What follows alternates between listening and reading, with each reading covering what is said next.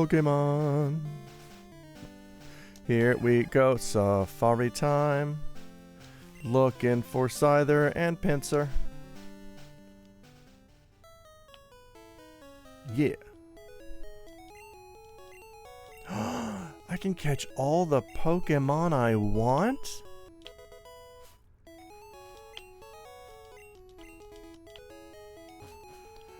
Alright. Bum bum bum ba-dum bum. Oh my god. Eggs. Eggs! I'm running from these eggs. I'm scared of eggs. Broden has an egg problem. Oh no.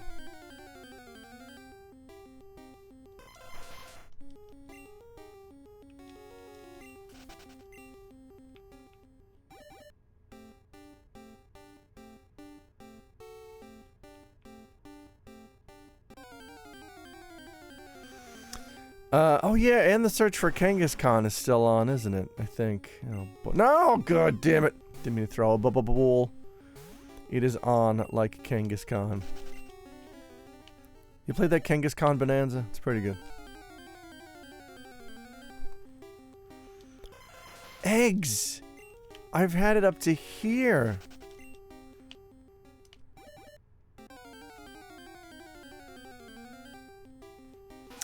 Kangaskhan country is pretty... It is! In Japan it's called Super Kangaskhan.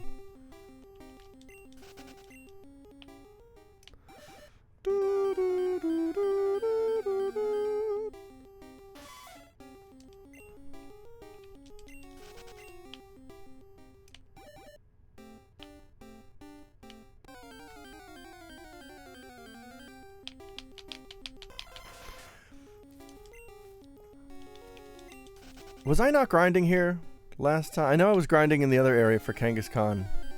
And maybe a lucky Hitmonchan, but... I love that sound. It sounds so NES to me. This is Game Boy! I know. I'm just saying it reminds me of a sound that the NES used to make.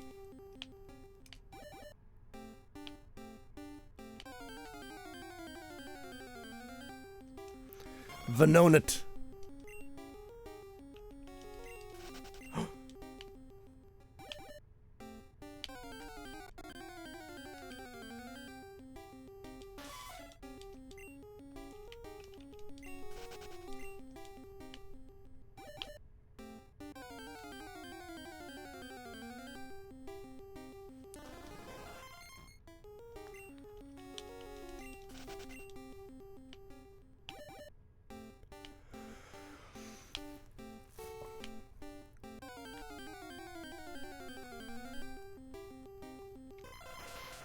My confusion here is,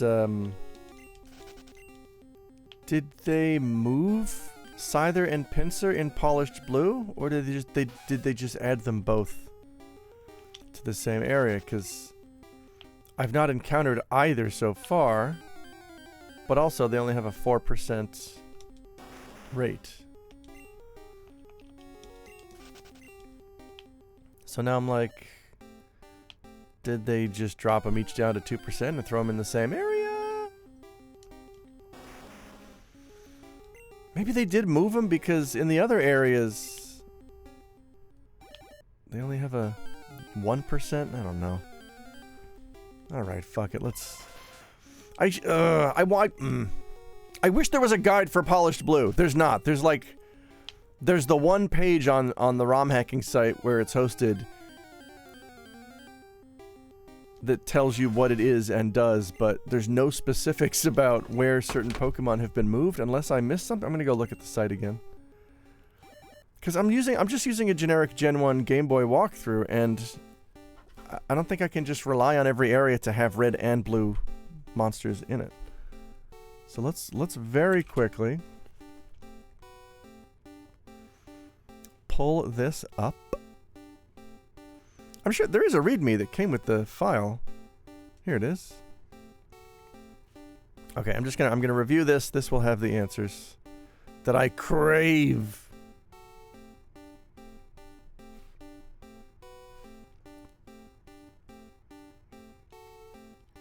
Okay.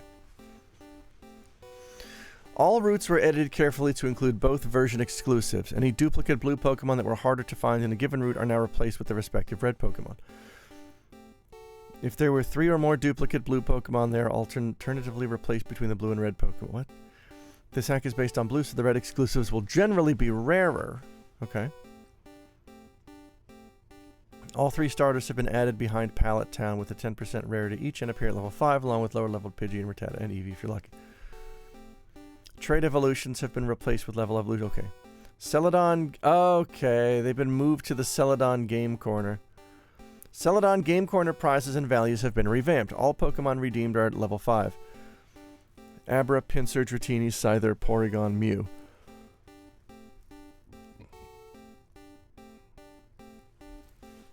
Alright, well, I already have Dratini.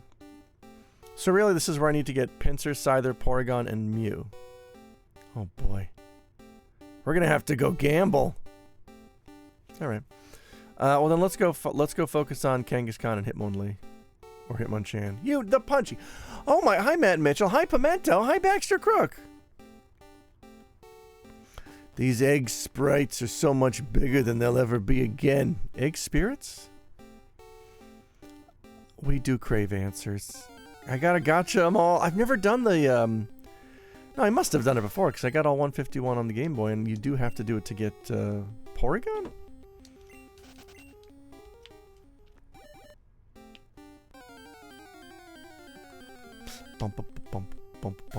Gotcha. I don't want to gotcha them all. Porygon Z you get via the Game Center. Okay.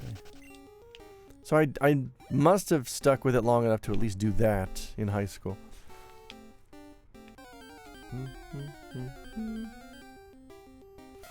Alright, I think that means we no longer need anything from the entrance. Let me just confirm. Yes, cool. Alright, we're done with the entrance. However, we do still need Kangaskhan, which is a 4% encounter, and I guess Hitmonchan, which was added here. Oh, I guess Hitmonchan takes the place of Pinsir.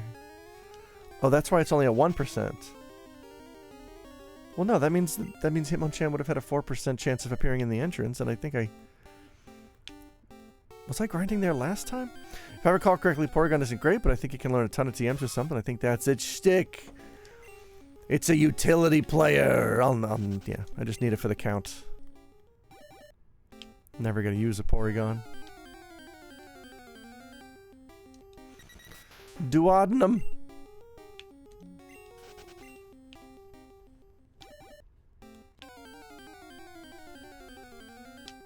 Oh my god.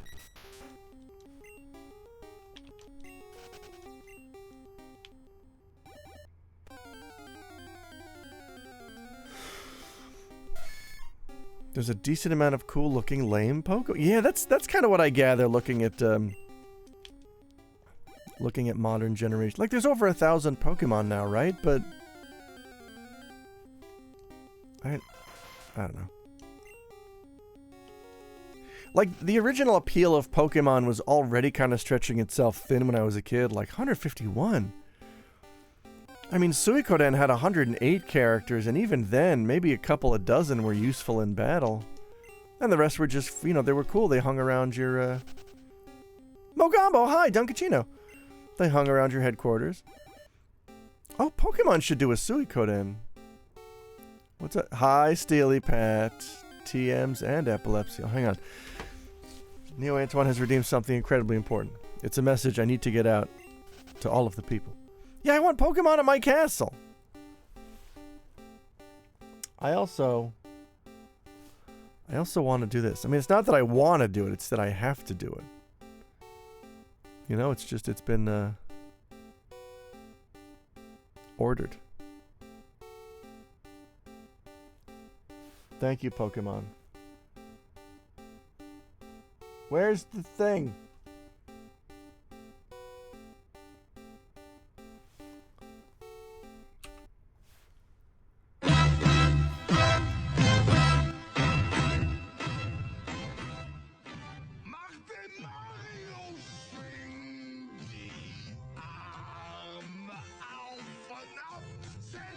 jetzt in Trab.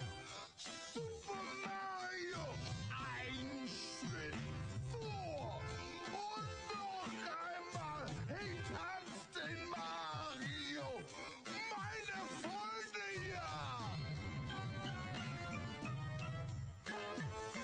So geht's. Das ist der Mario. Mach den Mario Swing. Die Arme auf und ab. Setzt euch jetzt in Trab. Super Mario. Ein Schritt vor und noch einmal. Hey, tanzt den Mario. Meine Freunde, ja. Tanzt den Mario, ja. So geht's.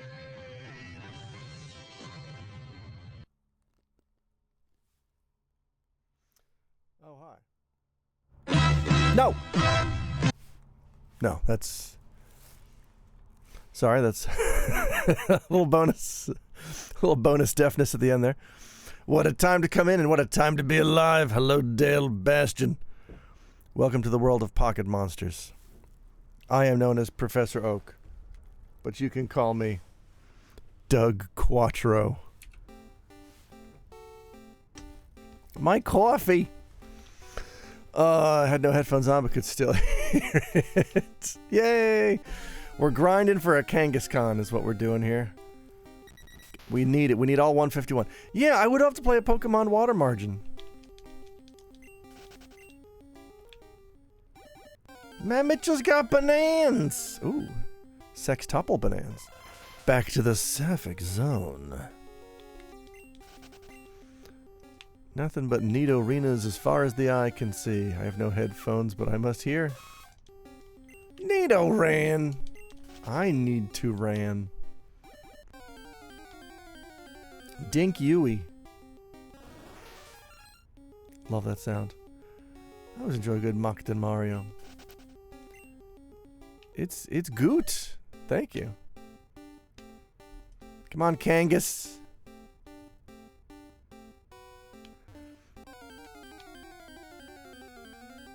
Oh my god. I love to earn Twitch dollars. What? That's a 3-stream streak. Dale Bastion earning those bird bucks. Look, I don't know. We all have to participate in this fucking Twitch economy. Nobody wants to. I Nito ran so far away. Haha, flock of buttholes. Is that the Steve Harvey? Wild Paris appeared. I don't need it. I need a Kangaskhan. He's called that because in the Pokemon universe, he conquered Mongolia. This one kangaroo came up from Poke Australia to conquer Poke Mongolia.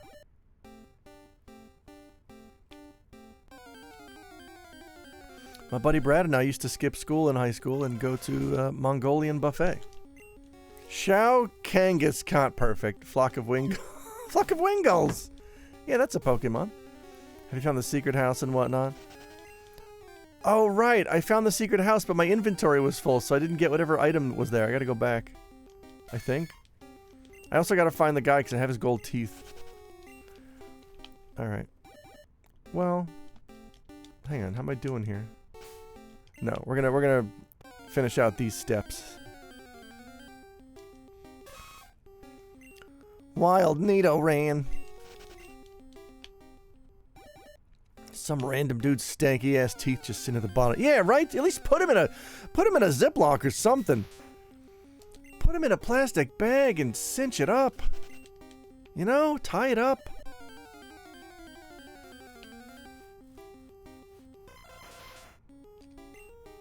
Gross.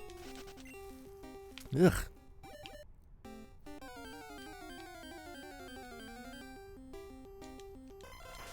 Cool eggs. I think if I found a pair of gold teeth, I'd just leave them. Wait, is that the term for teeth? A set of teeth is called a pair of teeth? Because it's the top half and the bottom half? I never even thought about that.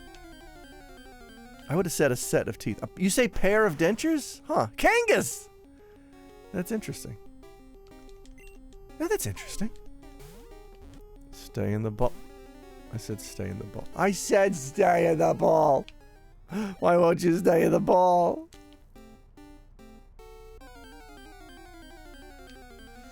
I'm wildly inconsistent. No, but now I'm curious though, because I can see an argument for pair making sense because false teeth have a top half and a bottom half. I'm not looking forward to becoming old and needing dentures. Me neither. Sounds horrible, yeah. Kanga. Which would you rather do? Would you rather get dentures or would you rather have every tooth in your mouth replaced with an implant?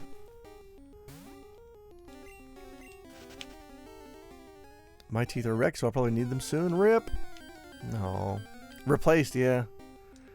I mean, it's monstrously expensive, but that would be nice, right? My mom has a partial on top. Ding dong. What's up, players? We're gonna reset.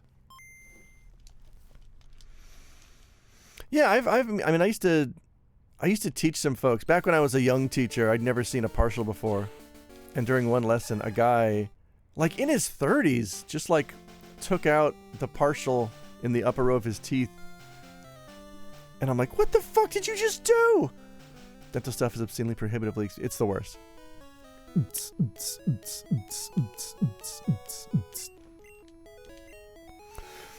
Just get those veneers where they shave your teeth to shark. Ew. No. Teeth jump scare. I briefly considered veneers.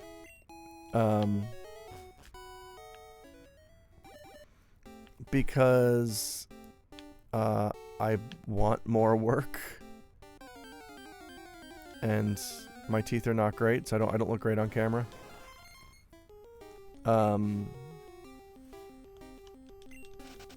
But yeah, I briefly considered veneers, and I mentioned it to a few friends, and I think they all said, "Oh, don't. Do not ever get veneers because they look great maybe for a year, and then they just look like fake teeth." And then I thought about it, and I'm like, "Oh yeah." Like, I've seen a lot of veneers. I just didn't clock them as veneers. Like, I'd met people with teeth who were like kind of off. They were like perfectly shaped, but also weird. You know what I mean? Hang on, I need my map here. I mean, I don't really.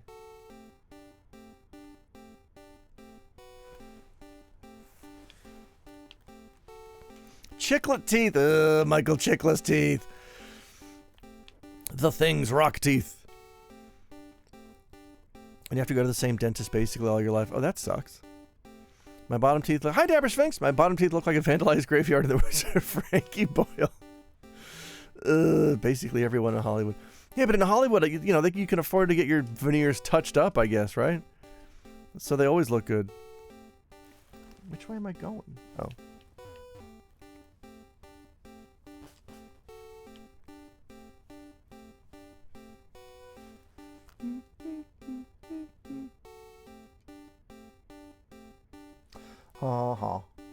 Wait, what? Wait, what?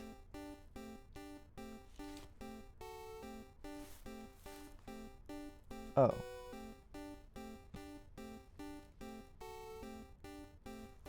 Now I see. The Big Book of American Smiles. My bottom two front teeth are messed up and my top two canine teeth broke apart, so my mouth looks like a disaster, so no! It's weird suddenly... Oh. It's weird seeing people in film sequels who suddenly have different teeth. Yeah, right? Like it's a different... Like it's a new shoe that you put on. It's so weird to me. John Wick... Back it up! John Wick for what? We should just be okay with people having kind of messed up teeth. It's fine and... Yes, right? It's like the Japanese fang. It's adorable. We love it. Normalize the fang.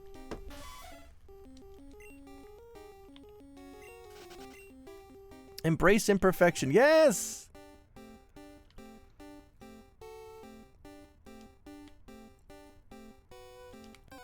I mean, I'm also... Like, not only did I not take care of my teeth growing up and then smoke for 20 years, I also genetically have bad teeth. It just runs in my family from my dad's side.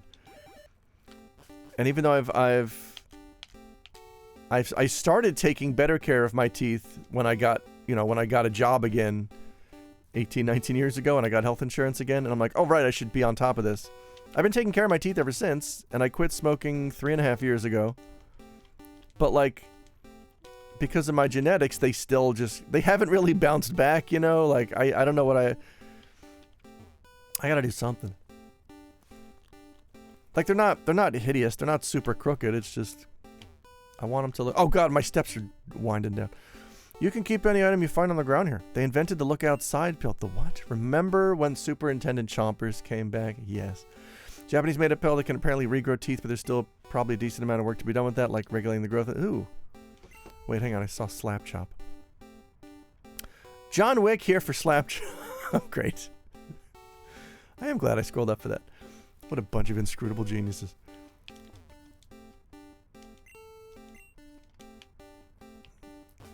From the horrible teeth family in Look Outside. Oh, I don't... I'm going to assume Look Outside is the name of a movie. Hang on here. I'm in the wrong house. I hate this house. Fuck! No! My tablet fell over. Where the fuck am I? Oh. Oh, right. Oh, right, the game that I played. Wow, it was that forgettable, huh? If I had a genie, my first wish would definitely be to have perfect teeth. Right, yeah, that game had fucked up teeth. Yeah, perfect teeth would be up there on the list. I mean, it might be number 2 after Fix the World.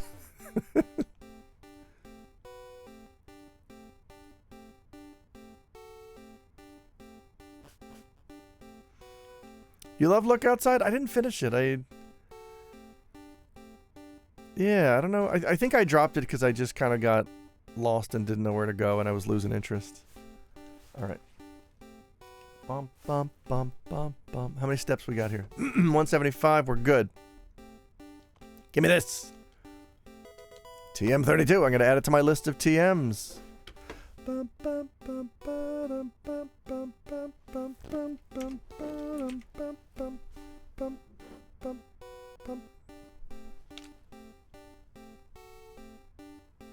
Wow, what a hidden house. Ah, finally. You're the first person to reach the secret house. I was getting worried that no one would win our campaign prize. Congratulations, you have won. I got HMO3. Teeth Machine 35. Ew, it's just a gotcha ball filled with 35 teeth. Oh, God. Broden just opens it up and dumps it out in the Safari Zone. Oh, I got Surf.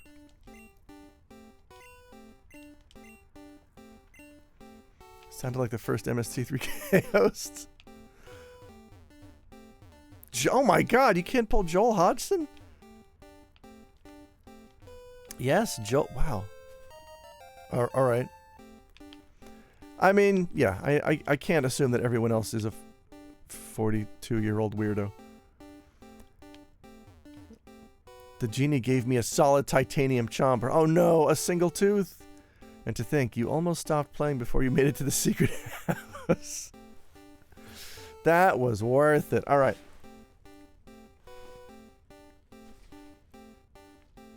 Secret house. Secret house. Oh, I need to use... Wait, can anything learn surf? I don't think I have anything with me. Yeah, Mike was the second host. Can anybody use... No, shit. Alright, I gotta come back. Dental plan. Lisa needs braces.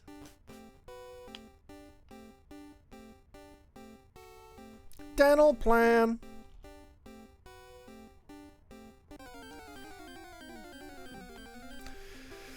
Come on, Homer, quit eating me.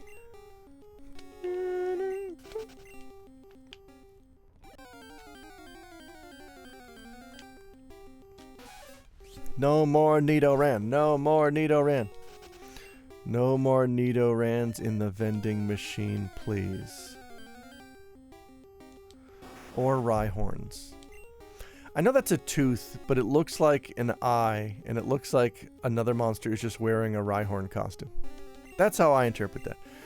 There's a Dragon Quest monster. You know those cats? It looks like someone's wearing a giant fursuit, because it looks like they have a face inside their mouth. I think that's just their mouth. But I always interpreted that sprite as a kid to mean, oh, it's an animal. It's an animal dressed up as a giant cat. There is no Nidoran in the champagne room. I see it. Yay, I'm not crazy. Were-Tiger. I love Were-Tiger. Which is also what you say when you're looking for a tiger. Which DQ? They first appeared in, I want to say 5?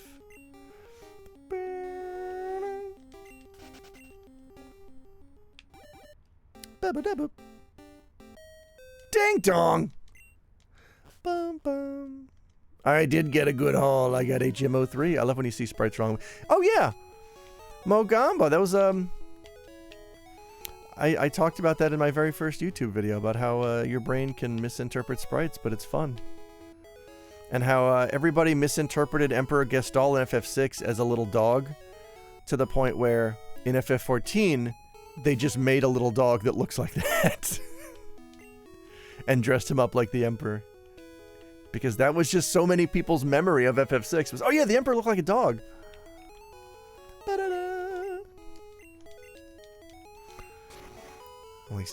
Oh, for some reason I only ever did Safari Zone runs while on the school bus and never left myself enough time for my stop. Only saw a Kangaskhan Khan once. No, like Goombas in Mario 1 still look like owl heads to me. Oh, I see that.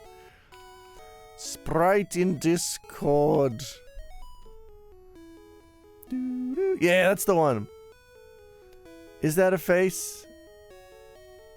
Or is that just fangs? That's a face, right? Yeah, that's definitely a face. Why does Were-Tiger look like that? Is it a guy in a suit? Ba ba. Meow meow. Emperor dog.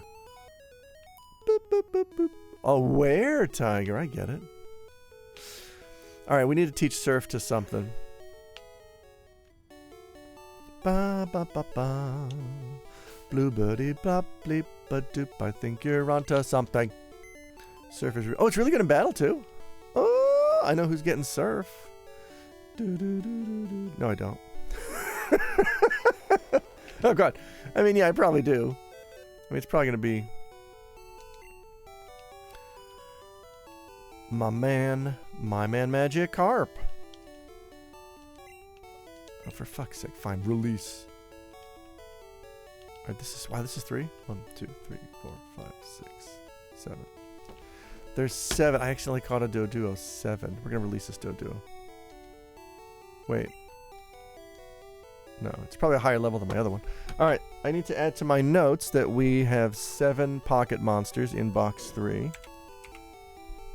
Pokemon the game. Everyone loves pocket monsters. Unless you are a murderer. Then you might still love pocket monsters. But you'll do it from behind bars. Change the box. Surf is usually the most used water move in the game.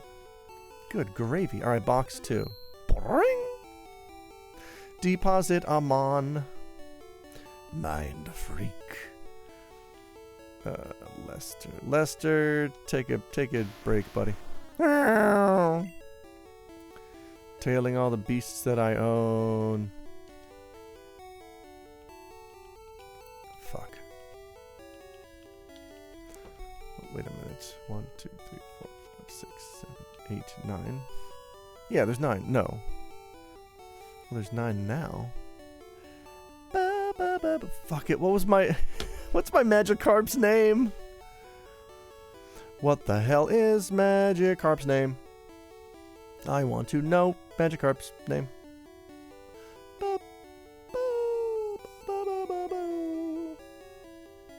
Where's my Magikarp? Magikarp. Hey, what is... Oh, I have Sea King, too. Wallace. This is the peril of giving everyone... It is. But you know what? I'm fine with it.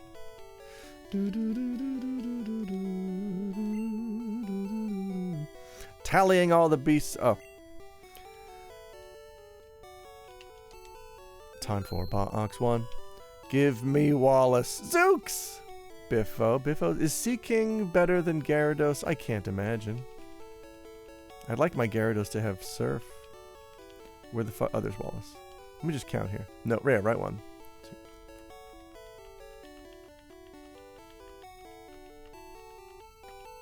Yes, 20. Soon to be 19.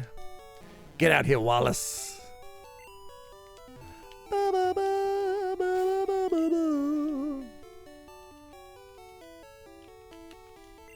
This is why I nickname my Pokemon things like Green Cat. Well, that doesn't help me on the original Game Boy. They're all a green cat. What? You're a fish! What do you mean you can't learn how to surf? Oh, fuck off, Wallace. Eat a dick, Wallace. God damn it. No. No, fuck it. I'm gonna go level Wallace. Gyarados can learn surf, right? Yeah. But he's a fish. A fish can surf. I know from fish. I've had sushi. Magikarp. He is the worst. We don't have a big bowl. It's Pokemon, the game for you. It's dumb. All right.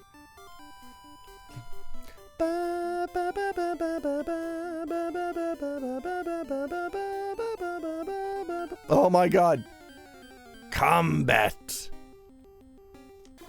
I will use this opportunity to collect valuable combat data. About Wallace. Yes. Splash. No. You know, Barton also needs to level. Because I gotta hit Pidgeot. Also, just double check to make sure I wasn't conflating with the GBA version. Yeah, Gary too can learn surf. Huh.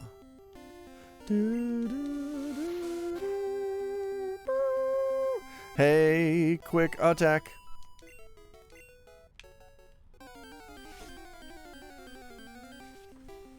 Love to grind. Live to grind and grind to live. Sad fish noises. They really don't want you leveling him. Wallace and Gromit eat a dick. Very poor box office performance. In some territories. Why did my other quick attack one-shot the previous Spearow? They're both level 20. I must have missed something. Oh, did I get debuffed? Barton Wallace is going to be it's a very good pseudonym. It's Marcellus's brother. Cracking Dick Wallace. Capital knockers. I love the phrase capital knockers, and I say it on a regular basis.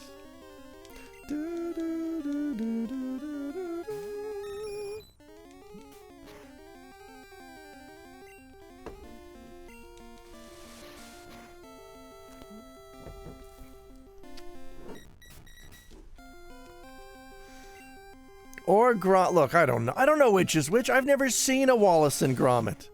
I'm gonna be honest. I thought they were Simon and Garfunkel until right now. Why is it taking 3 quick attacks to kill a?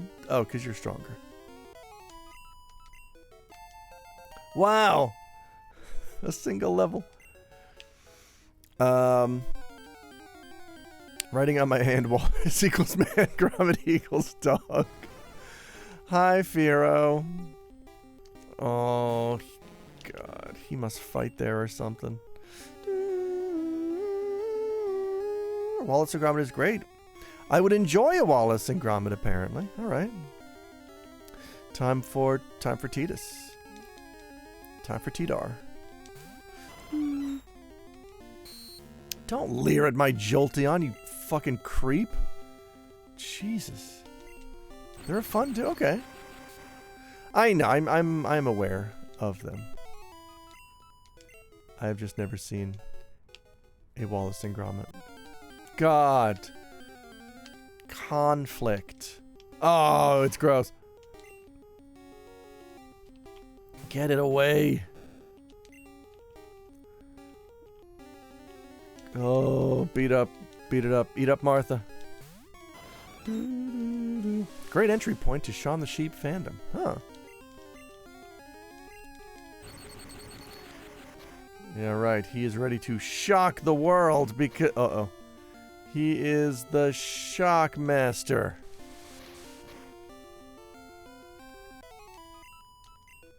Oh, now that's some better experience.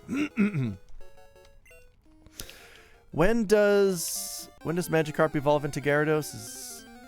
I've been playing Pocket. I've been playing Monster Rancher. God damn it.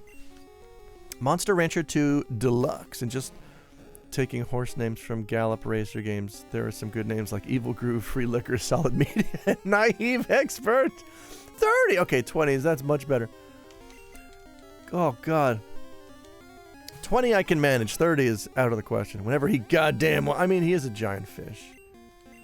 Are you going to say no to a giant fish? Because a giant fish would not say no to you. You're just a meal to a Del Lago. The original Pokemon. Despite debuting, 8 years after Pokemon did. I was talking to my wife about remakes last night because she's into movies, and we were kind of decrying, the sheer volume of movie remakes that keep happening. And I'm like, oh no, it's a problem with video games too. And she's like, what? Yeah, Resident Evil 4 was remade. Like, what? How do you remake a game? That's not what she sounds like. I'm trying to approximate her incredulity. I think that nails it. But yeah, she was not on board with the idea of remaking a video game, and I'm also kind of not. I don't care, but I might play that DQ7 remake. I was not interested at first, but enough people seem to say the demo was good, so maybe I will. But like I just played I just played the 3DS remake like 6 months ago. The whole thing is fresh in my mind. You should tell her they've remade it 1 billion times. Eve. Stop calling me Eve. Oh, Even. Stop calling me Evan. Wallace. Well, they haven't. They've only remade it once. It was original on GameCube, and then they remade it for PS4, PS5. Everything else was a port. I heard ranting and raving about the new first battle in DQ7, not to mention the PS1 original, 2 months ago? Yes, I also... Oh, God.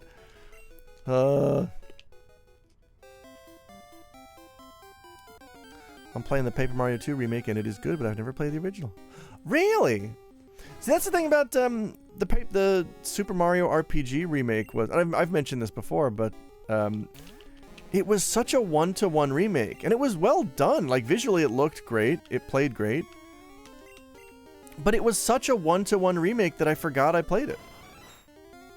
It came out, I bought it, I played all the way through it, I beat it, I did all the optional bosses, and then like 3 months later, I'm like, oh yeah, I should look into that Super Mario RPG remake. I heard it's really good. And I go to my Switch, and I'm like, oh right, I already own this, and I 100%ed it. That's how fucking forgettable it was to me. I just forgot that I did everything. I never had a GameCube. You can have, I got like 3, you can have one of mine.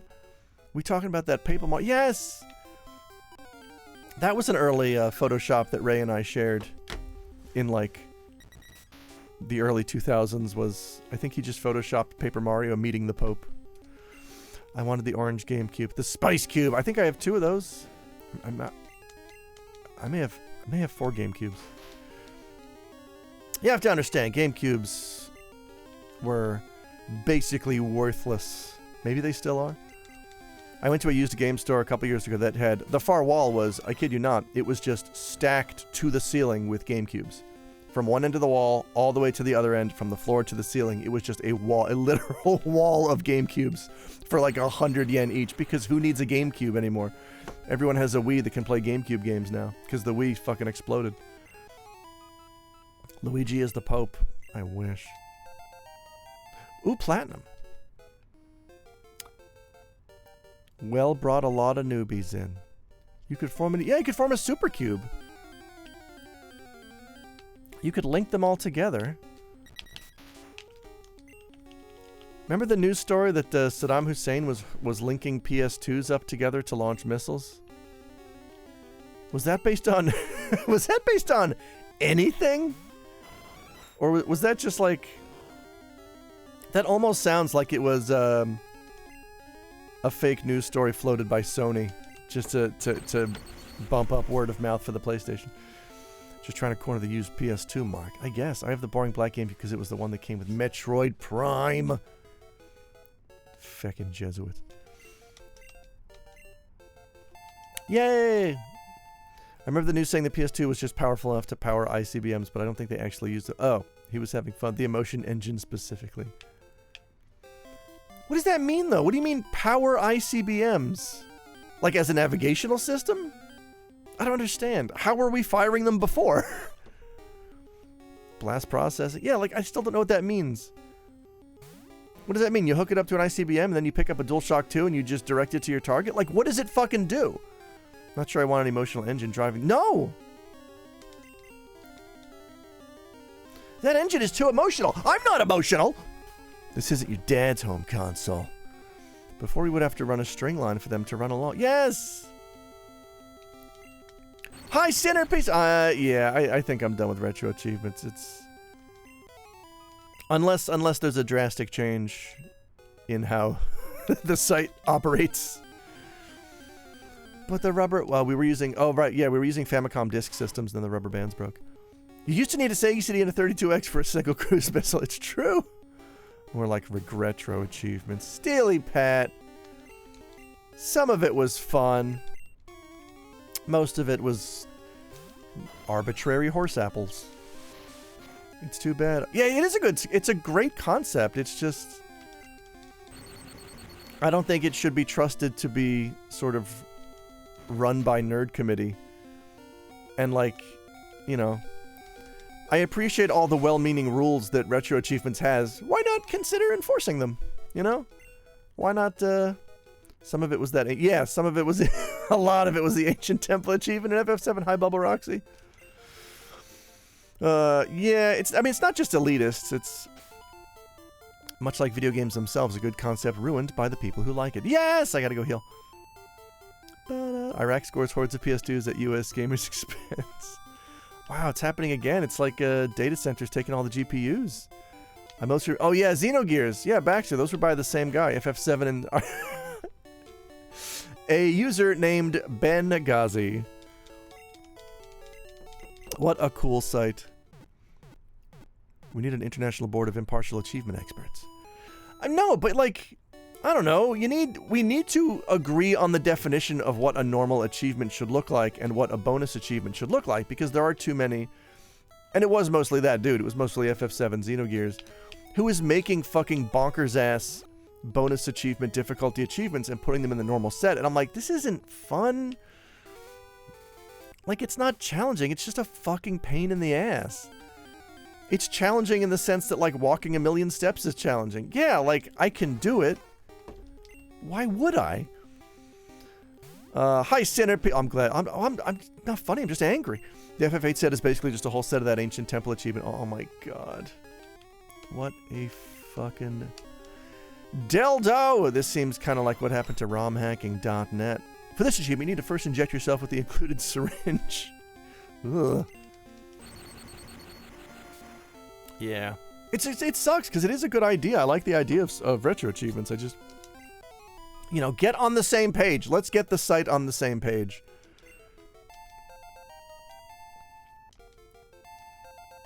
And, yeah, it was also difficult dealing with some of the set... There was some elitism with the set creators where I would message them for a manual unlock because something didn't work, and they would give me this... Like, the Final Fantasy dude, the FF1 dude who did the NES set was giving me the 3rd degree because... I had fulfilled the requirements for a couple of achievements before they were added, and they were difficult enough that I'm like, hey, here's proof that I did this. Can you please just unlock these manually? He's like, well, I don't know. You could be lying. You could have cheated to do that. And I'm like, you can cheat to get any of these fucking achievements. If I was going to cheat, I would have cheated and not messaged you and asked for a manual unlock. Can you please unlock these? He's like, no, I don't know. This is not enough proof for me. I'm like, here's my VOD. Here's the fucking 8-hour VOD. The proof is in there. Do you want to watch the 8-hour fucking VOD or do you want to unlock the achievement? Well, I guess I'll unlock it this time. Yeah, thank you. Fucking shit. The ego on some people because you made a fucking video game achievement. Get off your fucking horse. Hi, everybody. I'm Alex. Yeah, Bubble Roxy. That was the same guy. You could have just downloaded this. How do I know that this is legit? Because I gave you my fucking VOD, all right? Do you want to watch it? I'm not timestamping it. It's here, though. Here's the proof that you asked for, ass. Yeah, Nerd Baramus. The PS2/PS3 supercomputer market basically crashed in 2010 when Sony disabled the ability of these consoles to run other operating systems such as Linux. Is that true?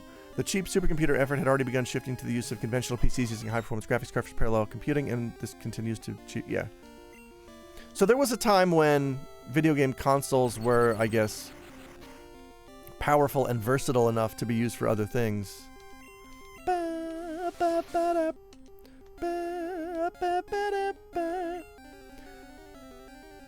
How did they disable? When it says disabled the ability of these consoles to run other operating systems, does that mean on the manufacturing side, or did they like send out some kind of update? Because I have a PS2 Linux install disk, and I'm guessing it still works with older PS2s. Oh, like folding at home. My guardianship of the Chivo set for no one can stop Mr. Domino is all I have in life. I think it really is. I think it is a lot of... I mean, it's like any nerd endeavor. It's like any crazy thing that somebody pours all of their time, money, and attention into. Like, that's your thing. That's kind of the reason for your existence now, and you need to safeguard it. You need to protect it, because what else do you have in life? You're not married. You don't have kids. You got to do something. This FF1 Chivo set is all I have going for me. PS3 is one of the top 25/30 strongest computing systems at its time. It's a lot. Also, like, that guy should just be banned for that stupid edgy... Yeah, fucking...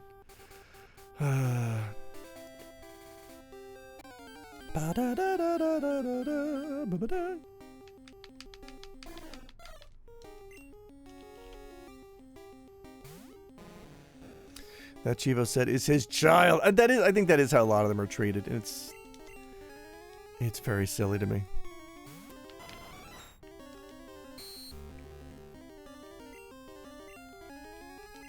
More people should be normal. Not normal, but like my definition of a true nerd is always somebody who is so into their own hobby shit that they forget how to treat other people. That's my unified nerd definition. You get so into your fucking fantasy shit, you forget how to treat a human being. That's it. It's a very simple definition.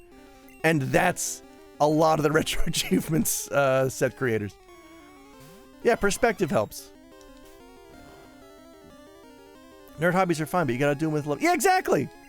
Just look, we're all into just the most insufferable things.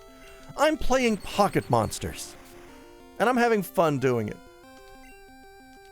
But, like, it doesn't conflict with my ability to relate with human beings.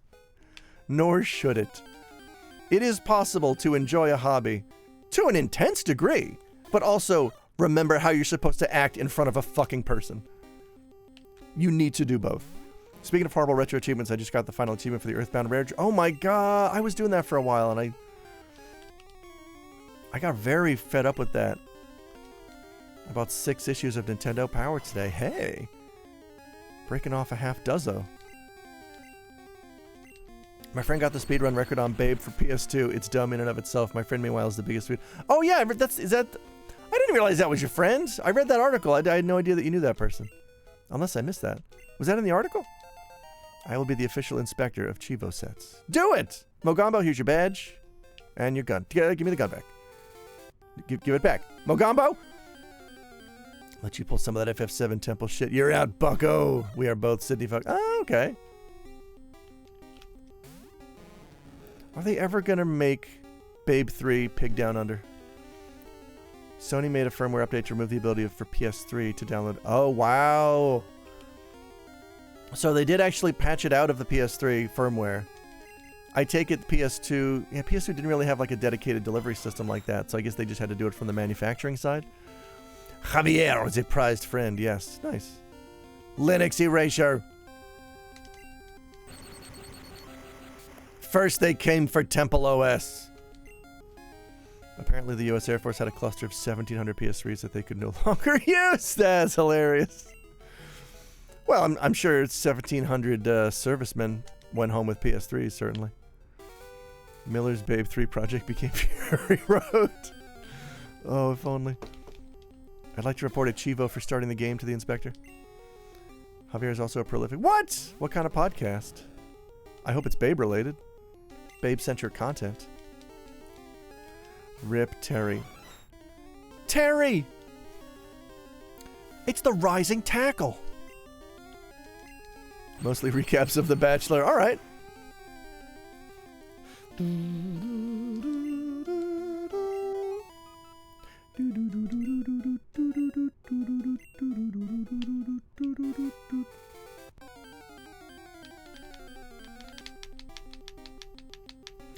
Dodwo.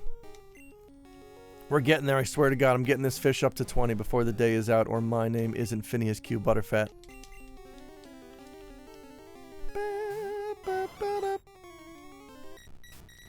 Don't growl at my Jolteon.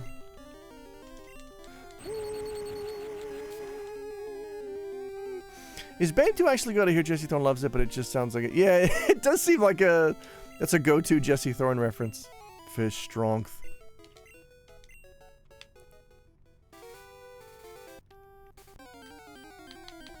But like, yeah, Jesse Thorne has that, he's got that Paul Schaefer habit of just repeating a funny word as a catchphrase for the entirety of an episode, which I do not like. I think he's very smart, can be very funny, but he also... There was an episode from years ago where he just discovered Satsuma oranges, and he just kept repeating the word Satsuma throughout the episode, and it was driving me up the wall because he's saying it wrong. Now I'm being the insufferable nerd. It's a different beast to the first movie, very much. Satsuma, Satsuma, Satsuma. Voce no. Noche voce. Boof Bonzer!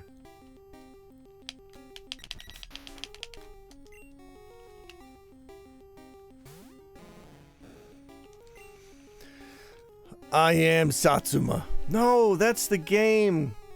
I even finished that game. It's so stark. I didn't hate it. I kind of wanted to get to the end. I never finished I Am Setsuna. Soundtrack was great. Battle system was fine. I got very annoyed that people kept comparing the battle system to Chrono Trigger just because it has 3 characters and unite attacks. I foolishly, confidently told people about Del Monte Fashion Peas. Del Monte Fashion Peas! Holy shit, that's... Wow, that's a blast from the past. Del Monte Fashion... Fuck, what was the context for Del Monte Fashion Peas? I do remember that. Panzer, hi, you made it! I was Setsuna all along. Turns out we were Set. The soundtrack was... Yeah, it was all piano. It was by, I forget the dude's name. He was a, he's still alive. He's a Japanese musician who apparently like studied English and piano in Australia for years, and just came back to Japan with these 2 superpowers. And yeah, the soundtrack's great. It fits the setting. It's very atmospheric. Whoops, pressing buttons wrong. He came bearing Tim Tams and Vegemite. I don't know if I would eat those together. I'll eat the Tim Tams. I'll have a little bit of Vegemite. Love a Tim Tam. Tim Tam Vegemite Slam. Take the Vegemite plunge. It's where you dive into a pool of Vegemite. Dale's done it. They all do it. Every morning. I said to the man he tried. He said he just smiled and gave me a Tim Tam Vegemite Slamwich.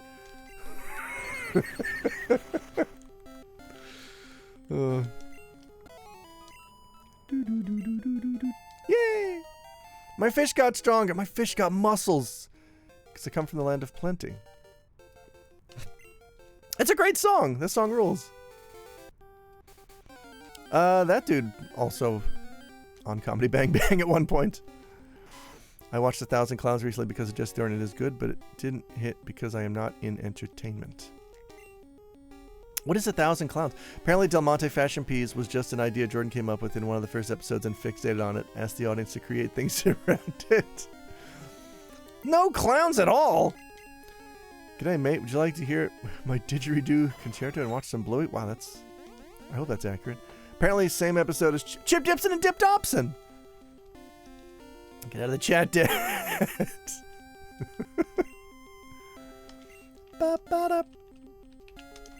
Try this Thundershock. Taste my pain, bitch. Oh.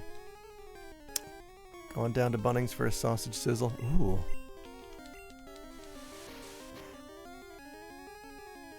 I was listening back to the Comedy Bang Bang 2022 best ofs. And there was a clip of Lily Sullivan doing Lily Sullivan, or pretending to be Australian actress. It was American Lily Sullivan pretending to be Australian actress Lily Sullivan. Ah, she's a treasure. They're still real to me, damn it. Yeah, I like Chip Dips and Dip Dobson. I had a Jordan Jesse. I had the T-shirt. Oh no.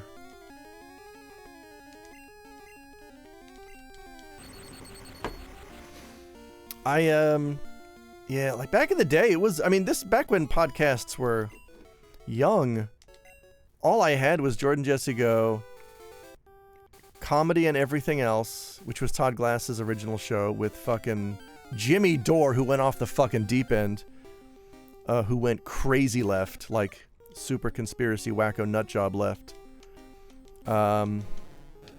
What else? Stuff You Should Know I think was 2008, was around that time. Started listening to that at the time. Never Not Funny, I think, was in its second season. That's when I started listening to that. I had a Garabba t-shirt. What's Garabba?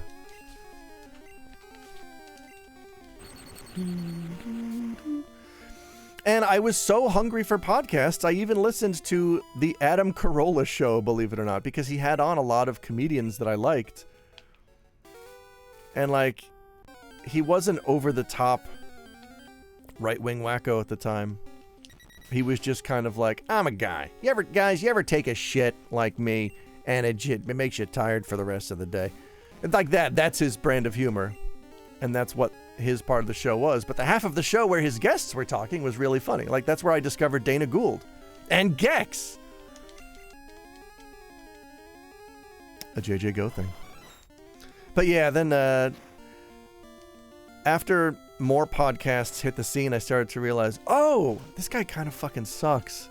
Like, I was putting up with his bro shtick because there were just not many podcasts at the time, and now there are, and I don't have to listen to this anymore. On my commute, I can listen to Retronauts or something else.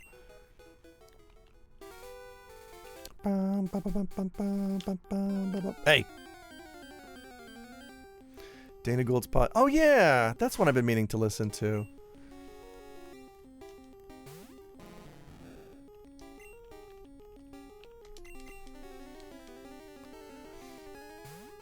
That was also my realization that, like, when comedians go on talk shows and they have these canned bits, it's like, oh, it's from the special that they're promoting. They've just woven it into the conversation. Because in the Adam Carolla episode that Dana Gould was on, he was on a lot. But in the first one, he did like an entire segment from his stand-up album. Because I heard him on Carolla, and I'm like, this guy's really funny. And I bought his comedy album that he was promoting, and, like, I was listening to it. I'm like, I heard most of this on Carolla. He just inserted most of these into the conversation. And, like, I didn't realize, oh, that's what you do. That's what comedians have been doing for decades. You're on the couch you're having conversation, you're also just kind of doing your material. You have prepared material, not just the stuff that you did on the mic. You know, after Johnny calls you to the couch, you're still kind of doing it. Panzer! Well, back in the day, yes. My first half dozen podcasts were exclusively Ziff Davis / 1UP stuff. Not enough material. Too much sauce. Sometimes you need more material. Sometimes you want a bigger shirt. Oh, shit. Hang on. I gotta run ads. And drink my coffee. Everyone, wait right here. Centerpiece is in charge until I get back. So, meditate on that for a little while. You should prepare a lunch.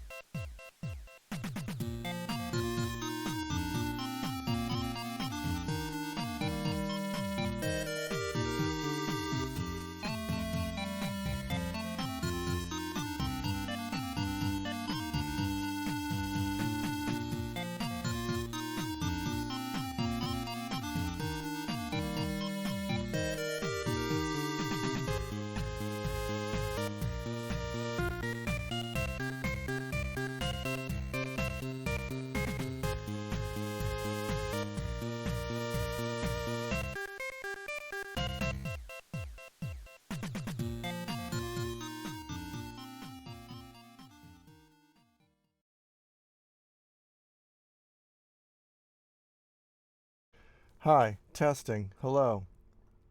Nope, nope, nope, no. What? No! Absolutely not. Welcome back to Pocket Monsters. Why, yes, I was continuing to grind even during the ad break. Because this is a long grind. Oh, Kevin Smith talk. Yeah, it's Dennis the Menace is a good theme song. I'm gonna turn off the heat in my office because I am wearing a vest and like a fuzzy brown thing. I look and feel like a dumb old bear who just wandered out of the forest. Rolling credits on Alex's Stream, brought to you by Deke. Never stop grinding. Was that the 80s Dennis Menace? Yes. Oh, I don't remember the Wizard of Oz episode. I do remember Phil Hartman voicing Dennis's dad and Mr. Wilson.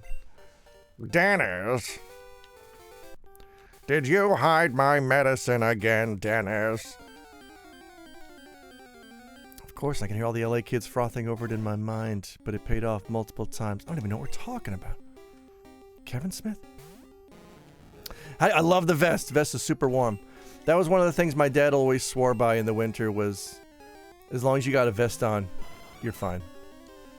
Don't worry about it. Yeah, Kevin Smith, my favorite is the Heathcliff theme, which ends with, you should realize he can win. Yeah, what does that mean? You can realize he can win it with you. Is Heathcliff? Yeah, what does that mean? Who wrote the Heathcliff theme? We gotta, oh man. My buddy Adam has a podcast where he does like mystery dives where he tries to solve things that have yet to be solved. I think he should do a season on what the last line of the Heathcliff theme song means. My local Fox affiliate liked to pair DTM and Heathcliff as a block. It's a good block. Mischievous cat, mischievous kid. No one should terrorize their neighborhood, but Heathcliff just won't be undone. Spending paychecks on a gun. Oh. Theme music composer Haim Saban and Shuki Levy. Call up scumbag Haim Saban. I'm Haim.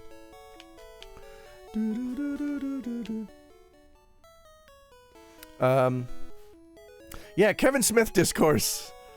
There was so I yesterday filmed the Chrono Trigger video essay. It is now we begin the long and arduous editing process.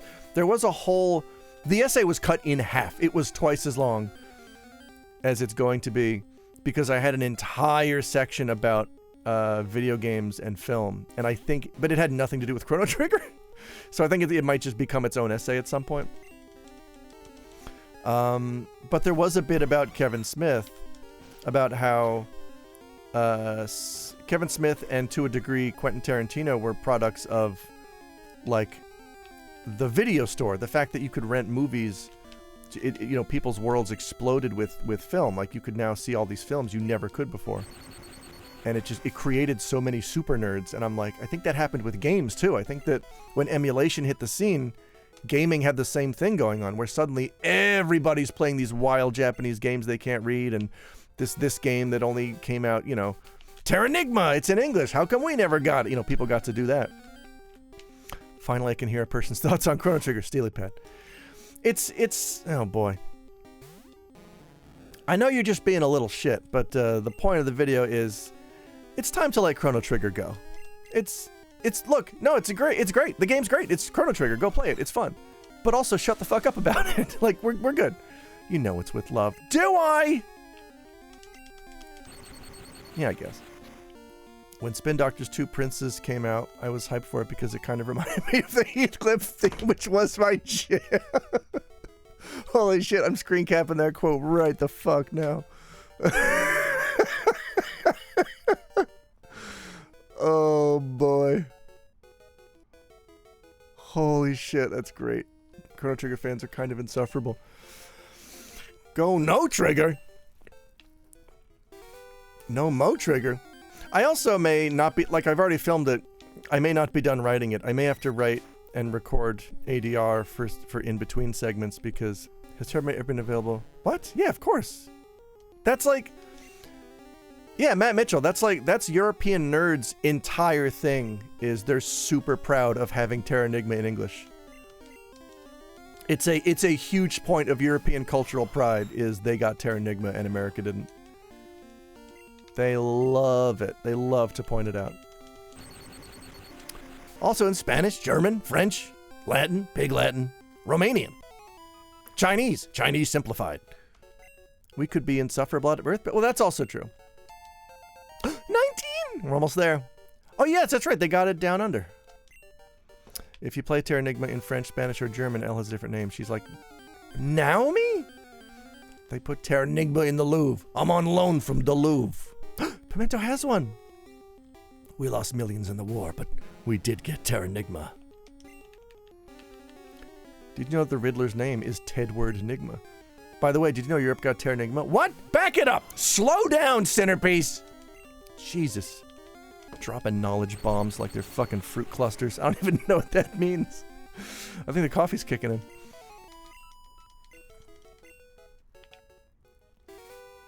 Yeah, Nigma balls. I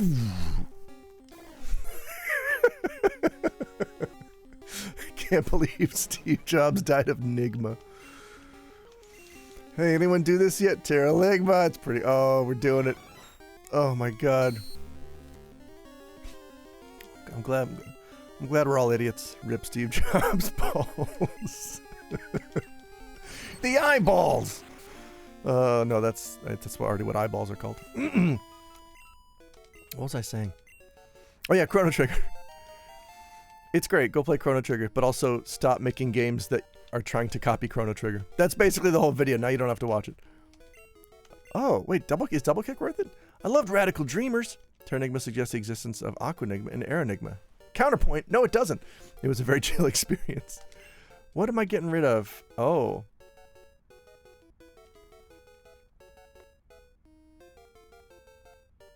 Is Double Kick... Shit, is Double Kick good?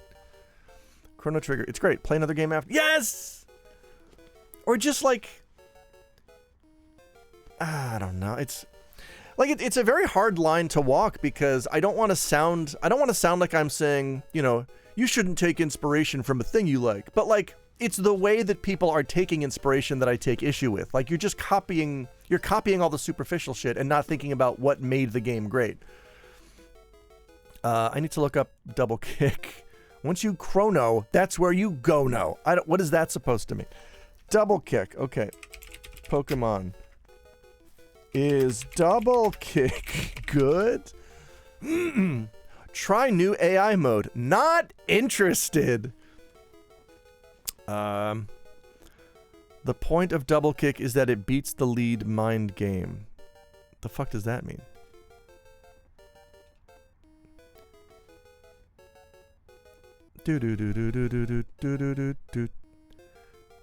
Damages an enemy twice. This move has a reduced base crit rate. What the fuck?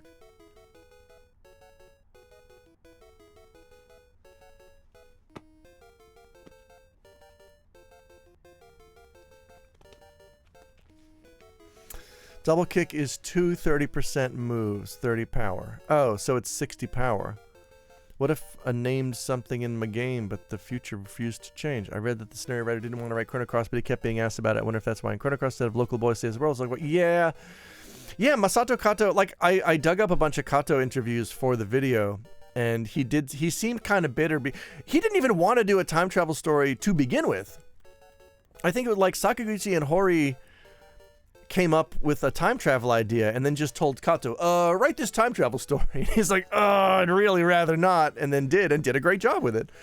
And then I think, sort of in rebellion of that, he wrote Chrono Cross, which is like, all right, so everyone died and everything's bad now. Bulbapedia is good, but you can always get to make sure you're not reading anything to do with, oh right, later gens. You can break substitutions with the first kick. Huh. That reminds me of exactly what's been happening with Disco Elysium. Oh yeah, so many games trying to ape its style and layout, but the writing is so clearly ass, like not even... Yeah, it's just... I think people need to re-examine what they think inspiration means. That's really the thing I'm trying to say is like, yeah, you love this video game so much that you're trying to copy it, but maybe don't do that. Maybe, like, you need to have an original idea first, and then if you wanna incorporate elements from things that you like go for it. That's fine. You're allowed to be influenced, but it's like prioritizing jewelry and then you forget to put on clothes when you leave the house. It's like, no, you need all of it, dude. You need the whole thing. You can wear the earrings and the rings and everything, but like put on some fucking pants first, or I'm not buying your game, unless that's the point of the game, if you know what I'm saying. Okay. I guess I'll get rid of Sand Attack. Or it seems like Thunderwave is redundant since Thundershock. But Thunderwave is like 100% paralysis, right? If it hits. Thundershock. What's the chance of Thundershock inflicting paralysis?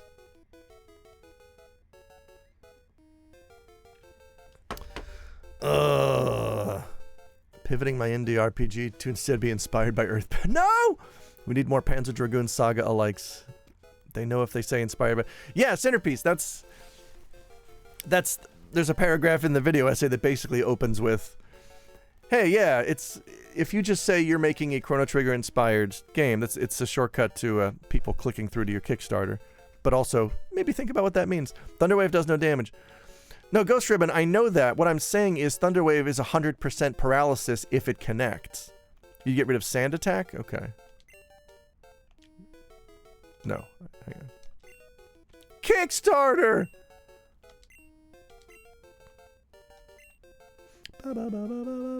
It's 10%? That's not great. Alright, then we're going to keep them both. My new indie RPG. It's an Undertale-inspired game. Like, I don't want people to not make stuff. I just want people to, you know? And again, it's just... It's the same frustration I have with, like... It's the internet. It's the macrocosm of the internet. Now anybody can make and upload anything. That's great. But the downside is that now anybody can make and upload anything. And that's why you get, like, so much YouTube garbage. And that's why you get indie games that are like, what if I made Chrono Trigger? All right. And they're legitimized because you can put them on the Steam store and sell them for money. Yeah, Undertale's great. Year of the Slop. Whether it can cut through the... Yeah, and there's also, like, the AI angle where now I'm also starting to think, Jesus, even... Any indie love letter is better than just a game made from AI. Because at least it was made by a person. That doesn't mean it's going to be good and I want to buy it, but Sea of Stars has inherently tons more value than something made with AI. Did anyone play Quintet from last year? No, but I am playing Quartet from last year. Are you talking about the sequel? Or are you telling me if I took advantage of the ActRaiser developers? Is that what you're asking? I would never play them. Thank you, Ghost Ribbon. There you go.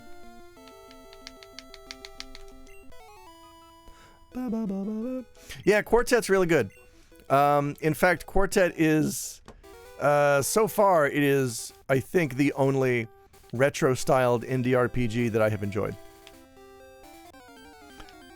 Shut up and blaze your soul.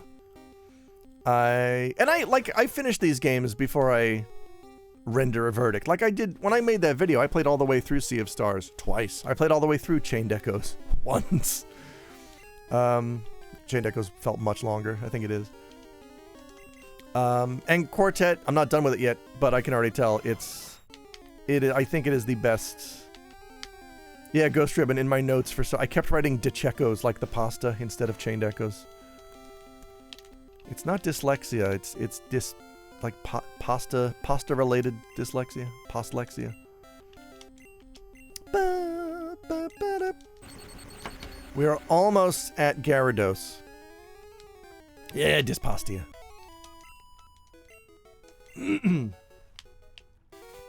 I move away from the mic to cough. I like Chained Echoes until the robot showed up more frequently. Yeah, the robot combat was fucked up because it's kind of like Xenogears. Well, I mean, a lot of the game was lifted from Xenogears, but the fact that, like, until you buy upgrades for your robots, they just fucking suck. and you kind of can't do those parts of the game, and then eventually you have to.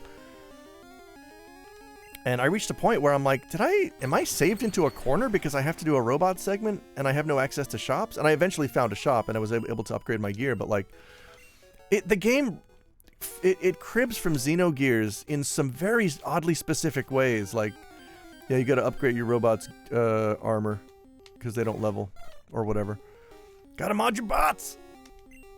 Sorry, Panzer. I'll have a dedicated cough stream later. There's a lot to like about Chained Echoes. Like, I don't hate that game. It was choked to death for me because of all the references. But in fairness, yes, Ikaruga, hi Foam. In fairness, I take some responsibility when I rail against references, because isn't it also my fault for getting those references because I played all those old games a million times? I think that indie love letters might actually be pretty fun for like normal people who only played Chrono Trigger and Final Fantasy once or twice and maybe have a fond memory of them. They're not for people who get all the references like me, because they fucking drive me insane. Hey there, gamer, I played the same games you did. Great, so fucking what? Spiritual successor to Radiant Silvergun.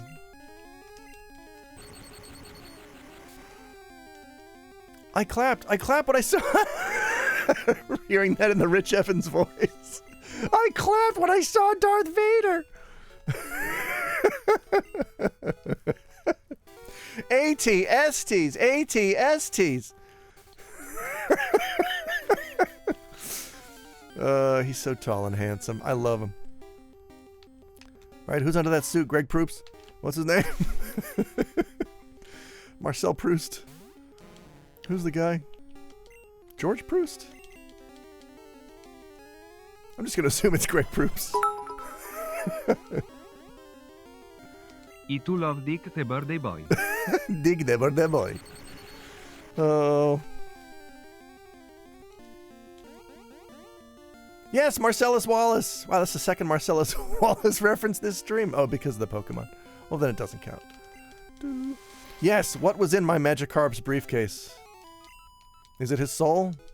Tarantino will never tell. Was it a sandwich? Was it shredded up newspapers? Look at this fat rat. We are so close. It's almost Gyarados o'clock. What does Marcellus Wallace look like? Ving Rhames? Right? I mean, he was on screen, certainly.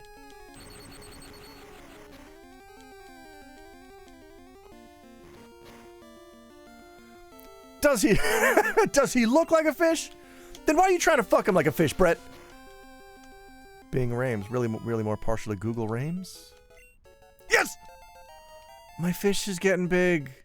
Hi, Red Spectre. You're just in time for Gyarados. What? Wallace.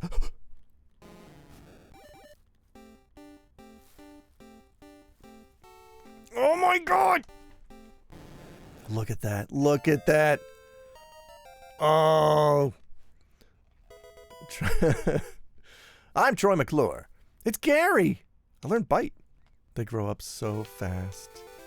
Get your ass in, Gyarados. Alright, now open up, because I'm going to make you eat this HMO3.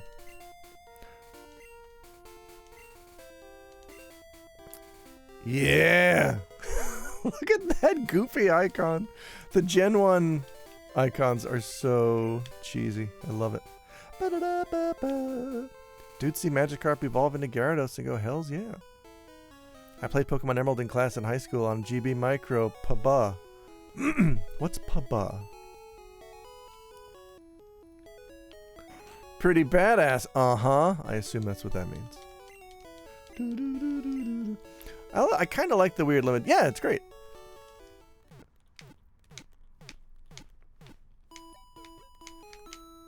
And the Gary equivalent is Phoebus plus... Are you speaking English? And it was some dumb bullshit.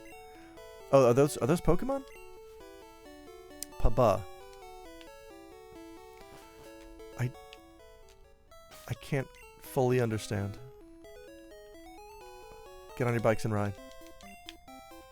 All right.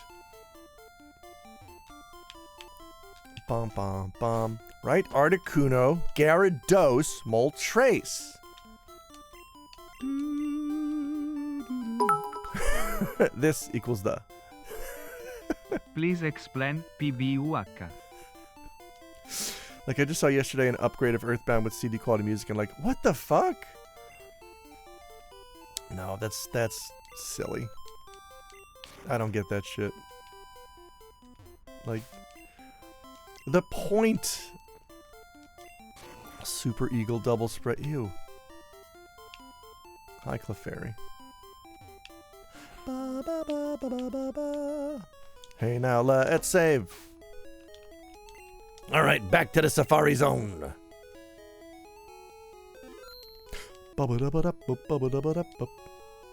In order to evolve Phoebus, you have to make it beautiful. All right, you know what they say: first make it, then make it beautiful.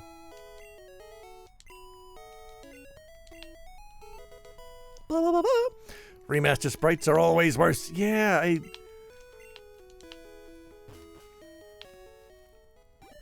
I'm also a font weirdo. Like, I hate it when these remasters use smoothed over fonts or like a weird pixel font that doesn't look like it's a pixel font.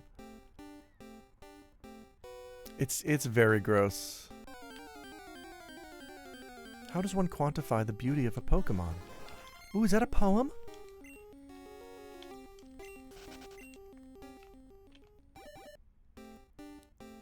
Yeah, I think the industry can't quite agree on what remaster means.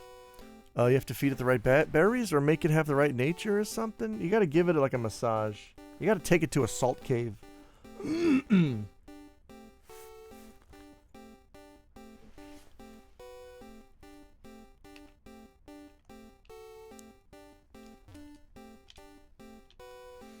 Yeah, Pokecubes. Shoot. Don't you have to feed it cubes? You have to feed it berry cubes? Kangaskhan, get in the ball. Would you like to get in the ball? Sure, we all do. Choose from... Fuck. Fuck out of here, Sally Struthers.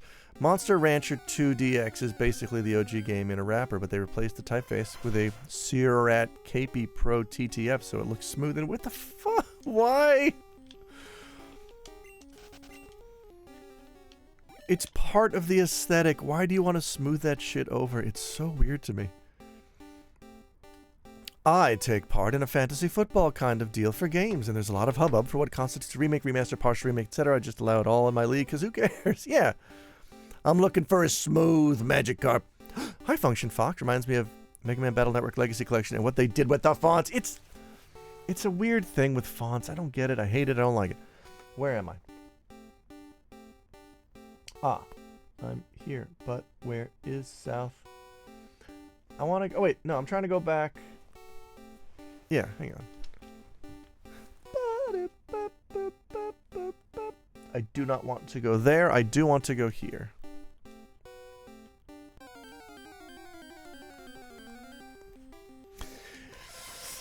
Eggs. I hate what they stand for.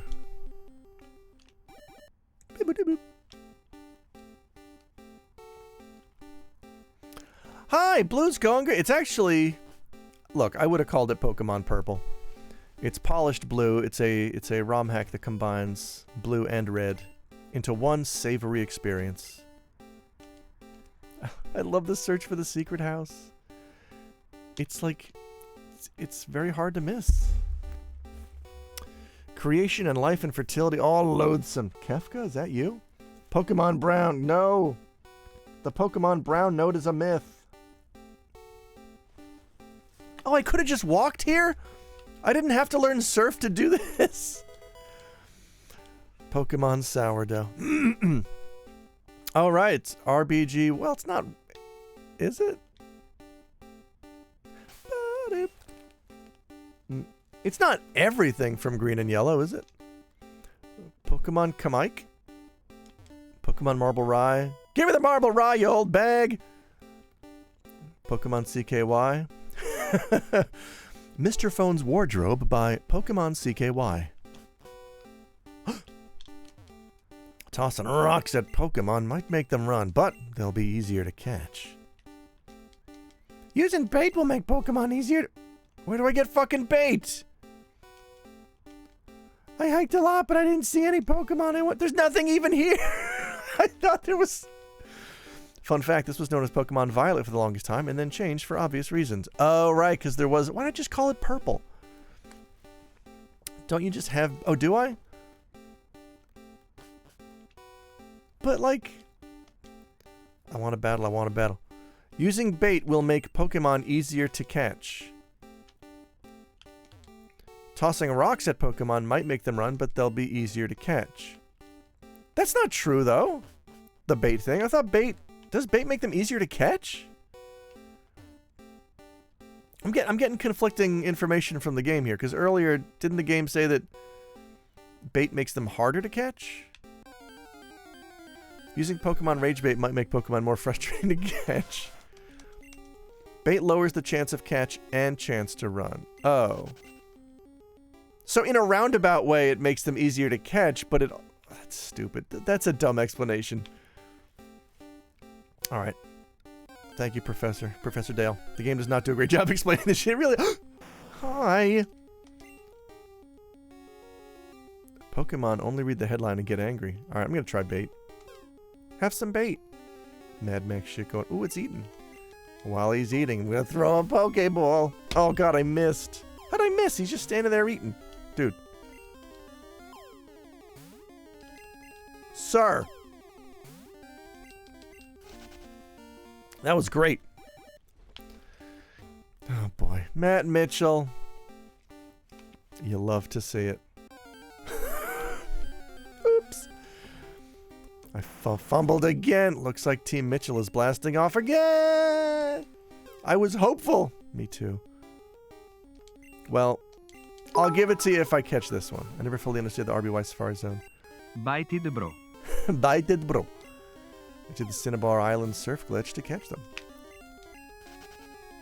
You shouldn't run while eating. Get in the bowl. Wait, does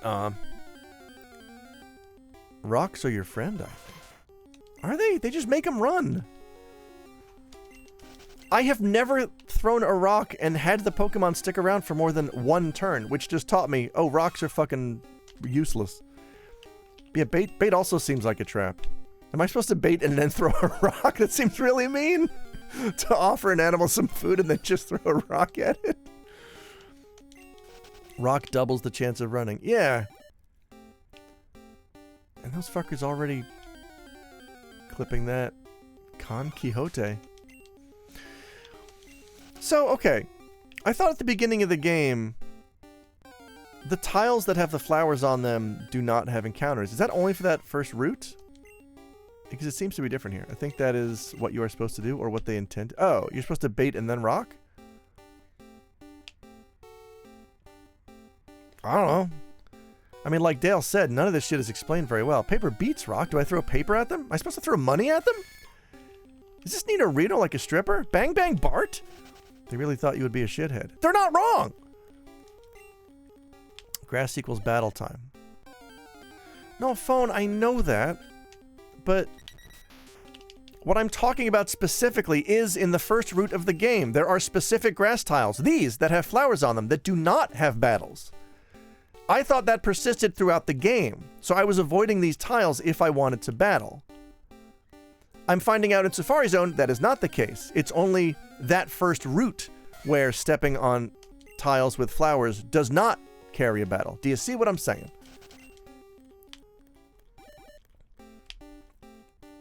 Yes, flower tech. I know that there are battles in grass, but not hashtag not all grass.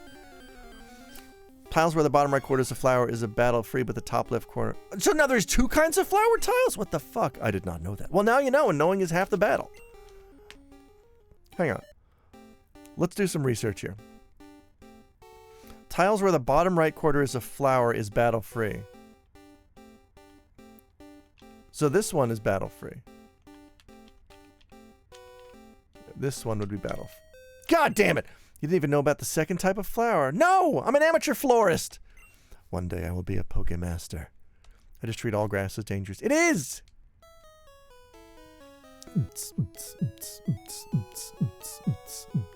I think I picked up an item, so we're going to save. Tile has a flower? No! Battle free! Yeah, Safari Zone kind of sucks. Not great. And I was hoping there were more Safari Zones in the series, but Dale says there's not. And it would be cool if there were, because it's not a bad idea. It's kind of fun. It does, like, it does reduce some of the stress of the game, because you don't have to worry about battles. I prefer the Emerald Hill Zone. Me too! Well, it's called Ireland, folks. Get on over there. Oh, damn it. Hope you're a Hitmonchan. Pokemon Chemical Plant. Jurassic Zone. Uh-oh. Did I change box after I withdrew? I mean, I will have one free space in the box anyway, but I don't think I did. So I can catch one Pokemon. Pokemon might teach kids that making animals fight might be fun, but it also teaches kids that poaching sucks.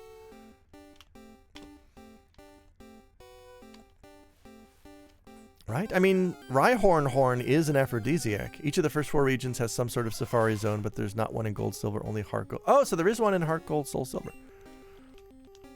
It seems to be state-sanctioned poaching. Yeah, right? It's not like a reserve where you like drive through and a lion sits on your car.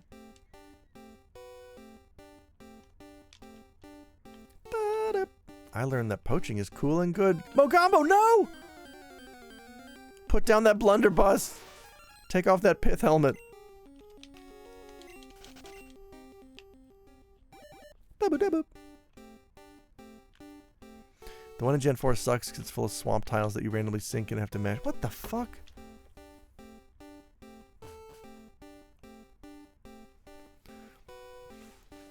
Tally ho, motherfuckers.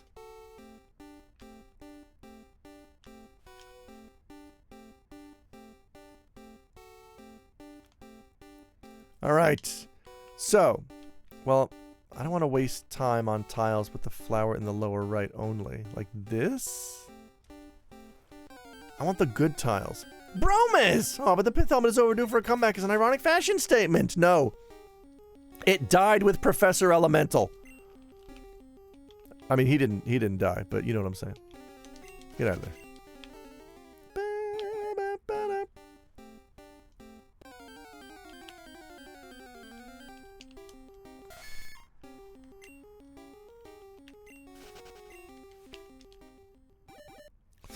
My deerstalker cap is all the rage.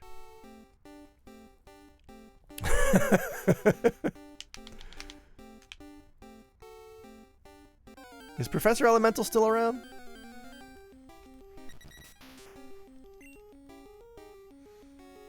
Boop, boop. Wait a minute.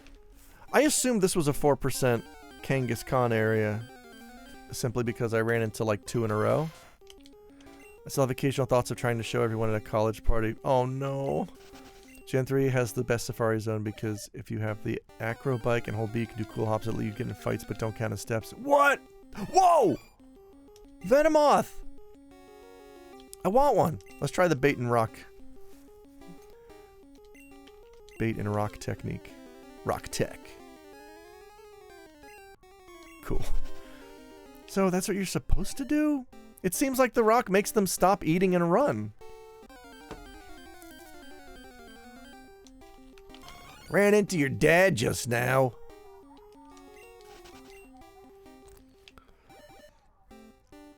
Oh boy, dine and dash. Yeah, really. Give me that bait back. That was an entire Carl's Jr. $6 burger. I would like it back.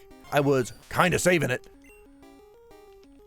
Yeah, I think free balling is more effective, right? I think the rock is just... The rock is a shortcut to ending the battle.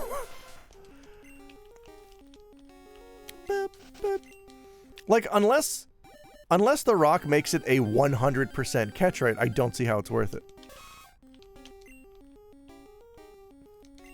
Let those balls hanging. It hits the mons with the people's elbow. That's the famous wrestler, The Rock. One of my favorite things overheard while working at the bar was somebody saying, The Rock's move was the smell or something? If someone threw a rock at me, I'd also write, well, yeah, me too. Hey, I wish I did have a hose. Hang on. This is Area 3. What's the encounter rate in Area 3?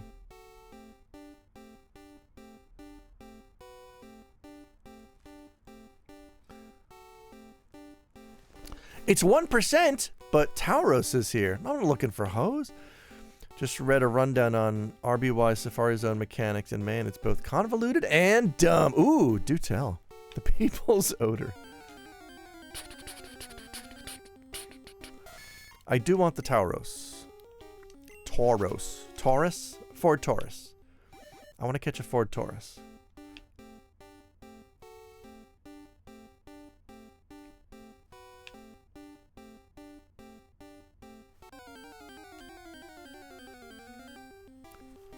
Venonat. I don't need you, Venat. Go back to controlling Sid. Boop, boop, boop, boop, boop, boop. Why do you play the evolution music? Ding dong, ding dong. Ring a ding dong dandy. Nobody's ever found the rare and elusive Clitaro. No! Some people suspect it's a myth! Wait, no, that's the G spot. We know the clit exists.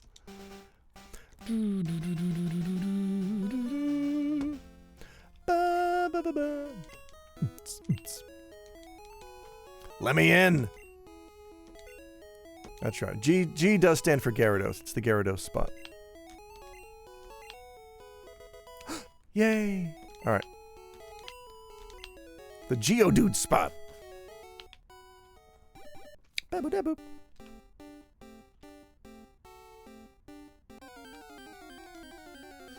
That always confused me. Like, how can you miss that? It's right there. Oh, Finkel is Rhyhorn. Babu-dabu.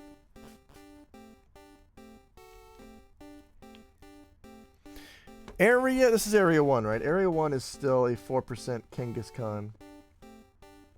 Oh yeah, and Hitmonchan.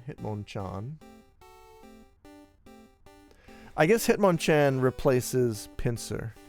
Now that Pinsir and Scyther. You think Brock is into dudes? Geodudes. Rock's double catch rate and also flea rate. Yeah, but like... Yeah, just double's not enough. What was up with that whole Professor Ivy thing, where Brock got PTSD every time they mentioned Professor Ivy? I don't know. I just assumed it was a horny thing. I should also admit I have no idea what you're talking about. So on a Chansey with 45% base flea rate, rocks are pretty deadly to use. Yes. Whoops. Do not catch that, Paris.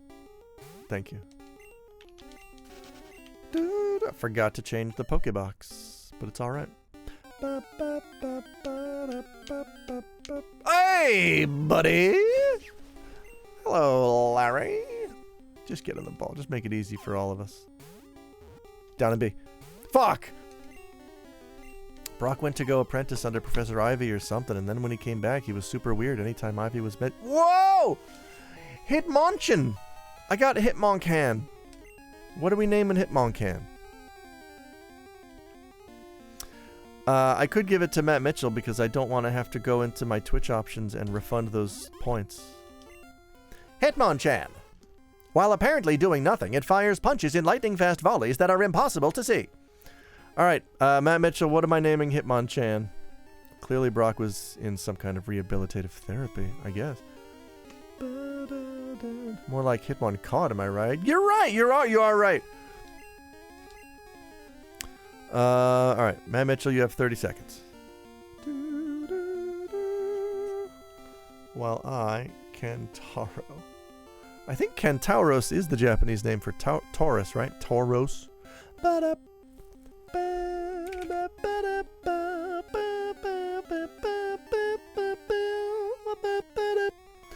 Caught. Also, Gyarados. That is 65 Mons. Hey, that's good.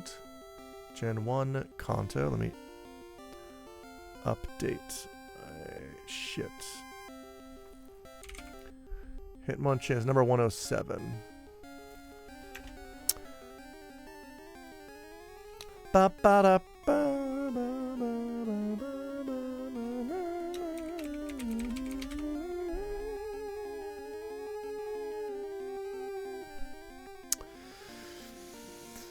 to be consistent, he should be Butthead, Bob Mackey-chan, Perry Gilpin. All right, Girl-chan. Wow, Bob Mackey. All right, we're naming him. I don't get it. I don't know who Perry Gilpin is, but you know what? Oh, all right. We can't put a space.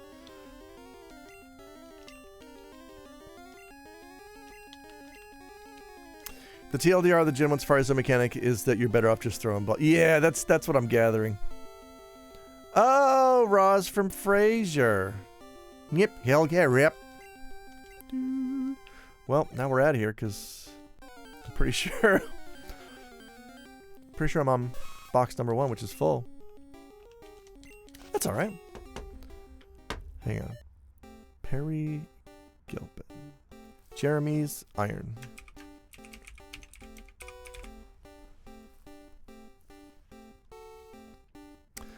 Oh, right. Where's... Oh, yeah, Magikarp.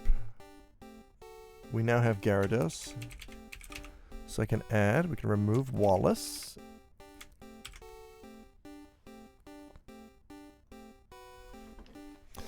Excellent! Alright, this is fruitful. We've, we caught 2 Pokemon Parry Gulpin. I've been working on my Parry Gulpin. Or my Gulp parrying? I don't know. Moment 37. Leaving early? Yes! I got what I came for. A monster. Parry Gulpin D's Nuts. Is that the full name? Ba-da-ba. Cut this. Boom, boom, boom, boom. Swinging a victory bell around like a hatchet.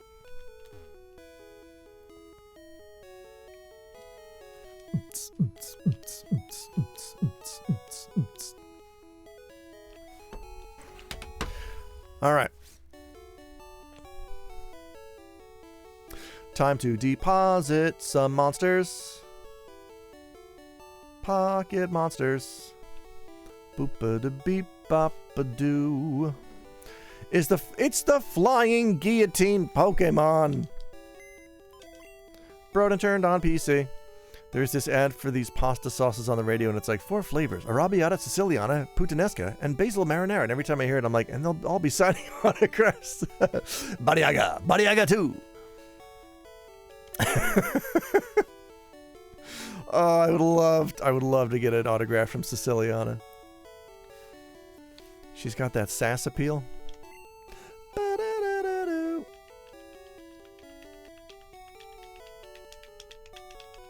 All right, good. So there's 20. Change box. Changes. Turn and face the strange. Change boxes. I bet Mind Freak is really into foam parties. Is a foam party still what it was like 30 years ago, where you just shoot a bunch of bubbly foam and you have like a light machine and music plays? Box 2. See ya! He talks, he writes the way people talk. I assume so. Good. Siciliana's been off his game. I don't know. It's like if there was an Italian J-pop group.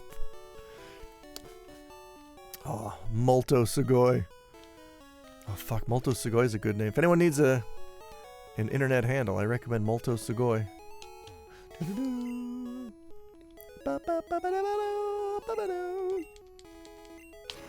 He did that trick where he walks on foam like our Lord and Savior Jesus Christ. Yeah, I mean, he saved that fucking party. I'll say that much.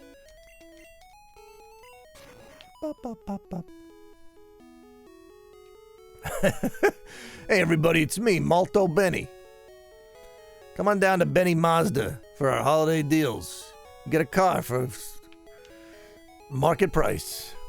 I'm Malto Benny, and I'll see you at my dealership. Where am I going? Get on your bike and ride. Jesus evolved all those Magikarp. He did. Well, no, he used a duping glitch to make a bunch of Magikarp and what's the bread Pokemon? You know, when he had to feed everybody. In the Pokemon world, Magikarp is the Jesus fish on the back of people's... Yes.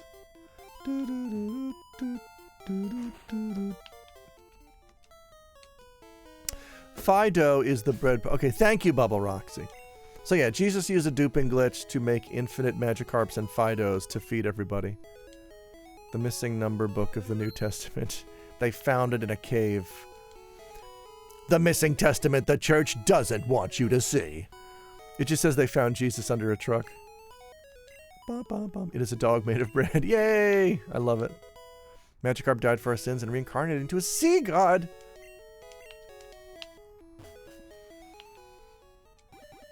Man, I had a Magikarp t-shirt from Uniqlo, and it like, out of all the t-shirts I've ever bought from Uniqlo, I think it had the shortest lifespan. It turned yellow like immediately, and I don't know why. No other white t-shirt I've ever bought from Uniqlo has turned yellow. There was something about the manufacturer. Oh man, there's another one. Something about the manufacturer of that shirt that just made it turn yellow, and I had to throw it out. Fido evolved into Levend. What if dog was bread? I don't know. That works. Let's go to lunch. What do you want? Bread. Again? Too much pineapple in your sweat? I guess?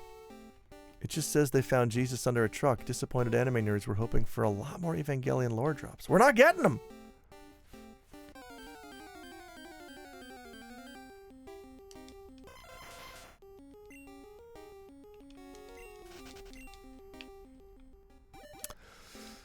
Bump, bump, bump, bump, bump. Hey, bump, bump, bump, bump, bump, bump, bump. Congratulations! Congratulations! Congratulations!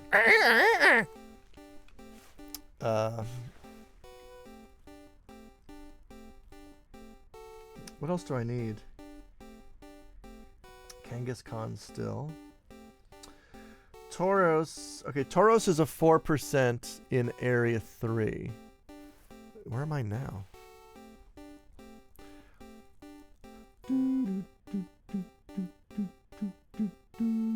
Oh. Okay, well I guess we're doing this. Wait, this isn't Area 3. This isn't Area 3 at all. This is Area 1. No, this is Entrance. Fuck Entrance!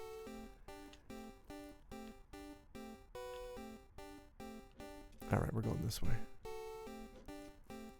Evolution music. Why is it playing here now?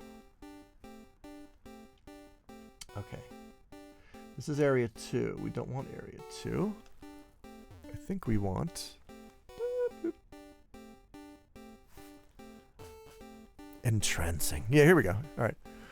So Tauros can be found here. That's a 4%.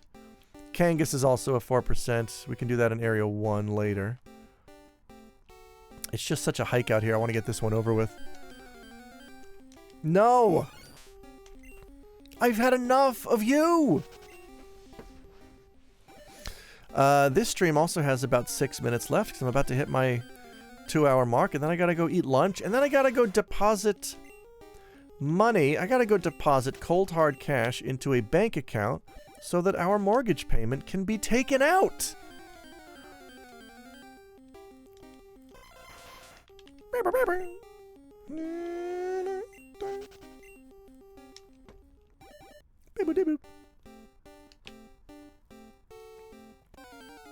Taken out. Yes, they're gonna take the mortgage out back and put it down. Or the money. They're gonna shoot my money. What is the deal with mortgage payments? Keep going. Keep cooking, Seinfeld. Morty Gage.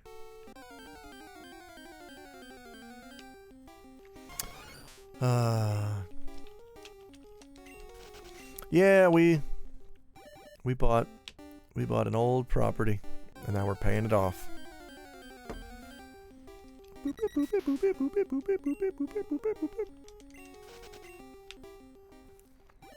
It's an ancient building, but the interior was super nice, and we thought, hey, that's what counts. This is worth the money to us. We bought a Japanese zoo. We went bankrupt in a day because those fuckers eat. I was going back and forth from the convenience store all day. Turns out tigers don't like pizza-flavored chips. Boop-a-doo-boop. Only we are the animals. Whoa! X-Files theme.mp3.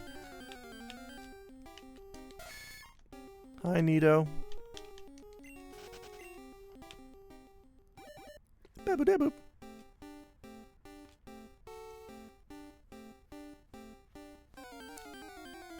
Whoa! Oh. Did I freak your mind?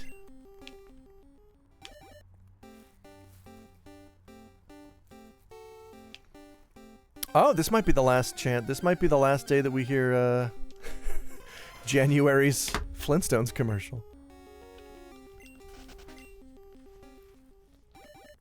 Boop, boop, boop, boop, boop, boop, boop, boop. No, we will hear it again on Friday. Kanga! All right, just eat a ball. Just get in the ball, stay in the ball. Down and B. Oh, didn't work. Not pressing anything. Gonna have a gay old time, Wilma. God damn it! It's like a virtual Fruity Pebbles wall calendar. It is! Ah. Stupid ass kangaroo. See, the thing about a mortgage is that the banks can use bad ones to gamble, and then Dan Olson makes multiple video essays about the after effects on the economy. That's pretty good. Dang.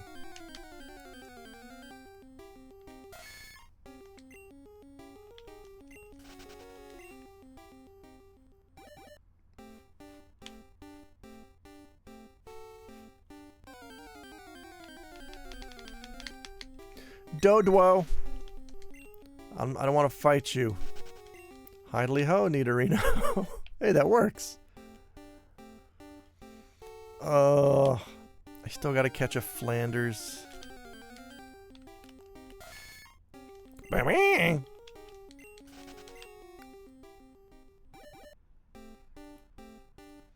If you were a Pokemon, what would... Oh. Well, I'm a ding-dong. Time's up! Well, no. You know what? Because according to my...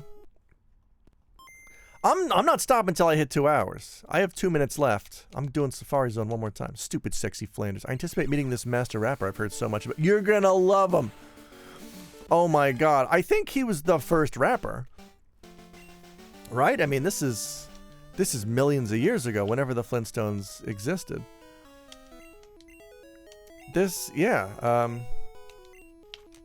rap was invented by a white caveman. Ba, ba, ba, ba. Let's just stick around Area 1 and hunt for Kanga. Did you get a good haul? Well, like it's the Toys R Us Nickelodeon shopping spree from the 90s? Man, what was the game show where you did that with video games? Because I wanted that so bad. I wanted to be on that. It was like just the height of opulence and wish fulfillment to just be able to run through aisles and just grab every video game and put them in a... That was Video Power? Holy shit, I wanted to do that so bad. This changes some things! Oh, I wanted to be on Video Power so fucking bad. I bet there's a wealthy nerd somewhere who has recreated the Video Power set in their basement, and they stole a shopping cart from an Ames or a Caldor or a Giant Eagle even, and they brought it down there. I mean, they had to dismantle the cart to get it down the basement door, but once they got it down there, they put it back together, and now they pretend like they're on Video Power. Yeah, Nick Arcade was cool. Hyper Zeta! Wait, are you Catherine Zeta-Jones? If you're a Catherine Zeta-Jones, you have to tell me. Love that Paris sound. Not gonna lie, I'd pay that nerd for the chance to reenact the glorious... I mean, if I could keep the games, yeah. Like, if I could keep... If Stacy Keach was there, I would definitely do it. If I could keep, you know, Iron Sword, Wizards and Warriors 2 still shrink-wrapped, I would. I was more of a Legends of the Hidden... I hated Legends of the Hidden Temple. It felt very slow to me.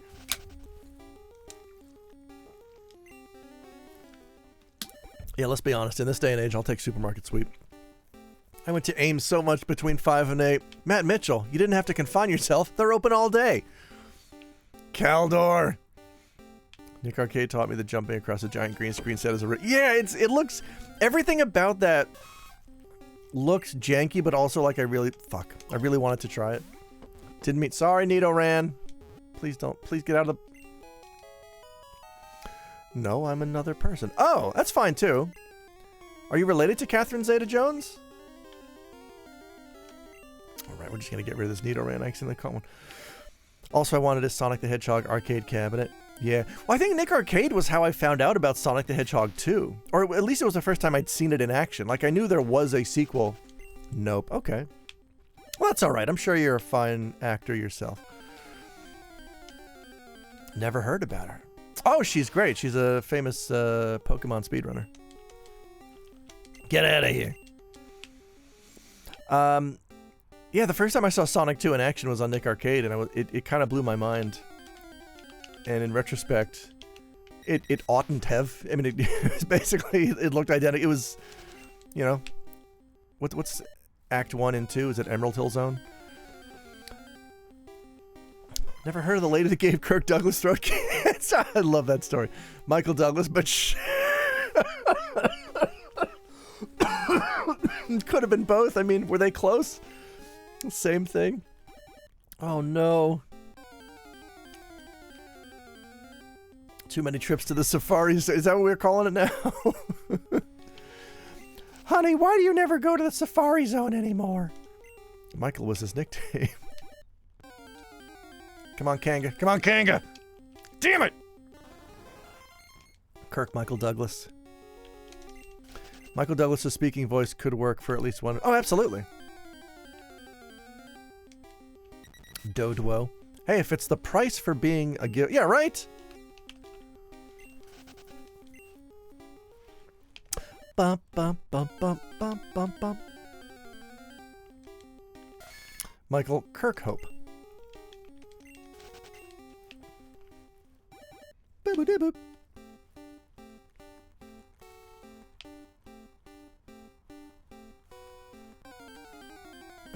Michael Douglas voice. Pika.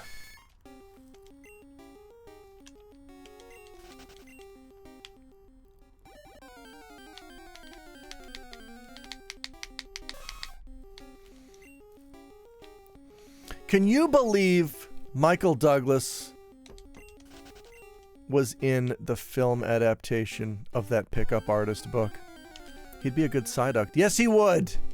Oh man, I love Psyduck so much. Did I catch a Psyduck? I saw a Psyduck. I don't think I caught a Psyduck. Hidden Temple fell apart once the kids got into the temple and had to assemble. Yes! And yes, it was like you're putting together a totem pole on a stick, and I wonder if that was a repurposed set. I wonder if... Does anyone else remember Finders Keepers? Like a very early Nickelodeon... Wait, was it Nickelodeon? It was on Nickelodeon, but it might have been Canadian developed. I remember watching Finders Keepers as a kid. A show where, like, you answered questions and then they put you inside a house on stage and you had to find specific things inside these big messy rooms. He's also the green eggs and ham hater in a Netflix show they made out of green eggs and ham. Oh. That sounds like him. That's who you get for that. Finders Keepers had an amazing giant house set. Do you think a rich nerd has recreated that in their basement? Or maybe their entire house? Let's all chip in and buy the Home Alone house and turn it into a Finders Keepers set replica. And go. The most rigged room was the Dark Forest because you almost always got attacked by the haunted trees looking in their mouth holes for the temple amulets. So yeah. Finders Keepers sounds familiar. There was also Funhouse, sort of a precursor. Oh, I don't remember Funhouse. I remember Robert Smigel's TV Funhouse. I remember Krusty Super Funhouse. I looked up the Finders Keepers wiki, and in the sidebar, based on lost objects being found.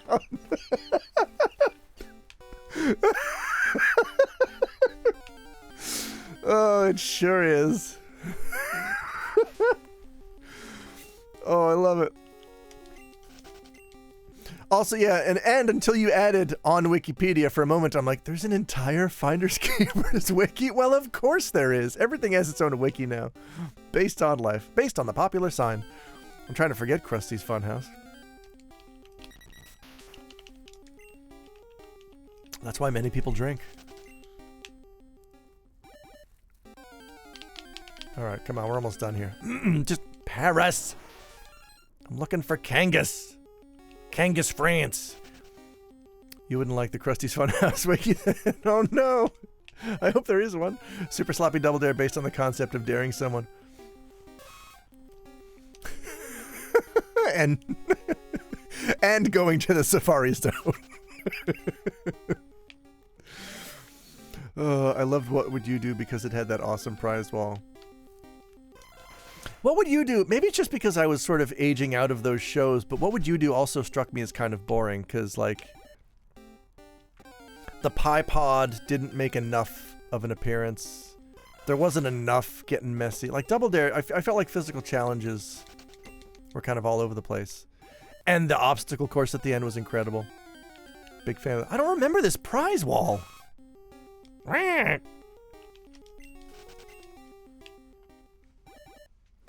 Moral ranking wiki.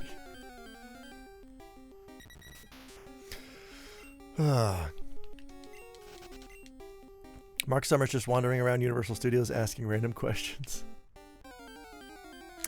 Yeah, I kind of got that vibe that, like, that was like in the mid 90s Nickelodeon, it started to feel like they were just kind of going through the motions.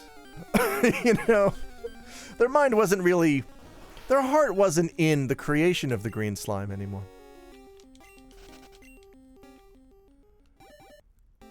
But again, some of that might just be, oh, I was growing up and I was starting to notice, like, oh yeah, this is kids' entertainment. I am still technically a kid and I can enjoy some of it. I'll still enjoy Clarissa Explains It All. At least Summers got a break from his literal hell on Family DD because of his OCD. Mark Summers' natural charm doing a lot of heavy lift. Yes. God, somebody posted it in the Discord a while back, but the interview with Mark Summers is on a talk show with Tom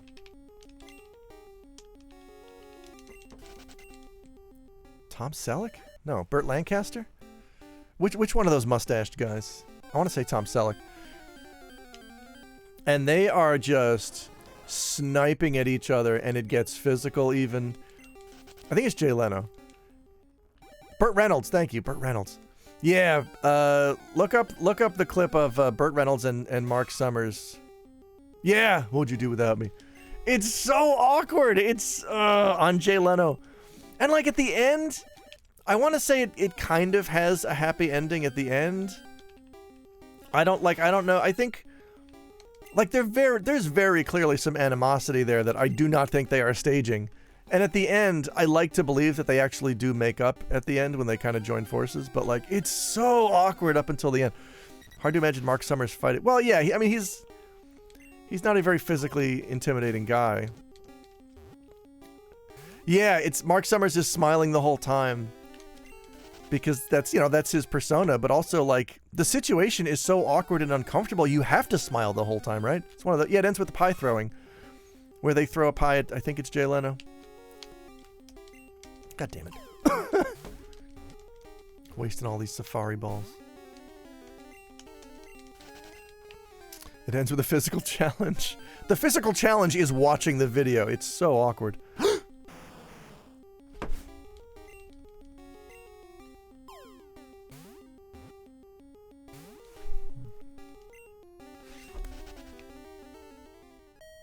God damn it! Alright, Safari game's over. Kanga! I'd throw a pie at Jay Leno too. Me too! Big buh. Alright. Well, that's it. I gotta go eat lunch. Thank you for watching, everybody.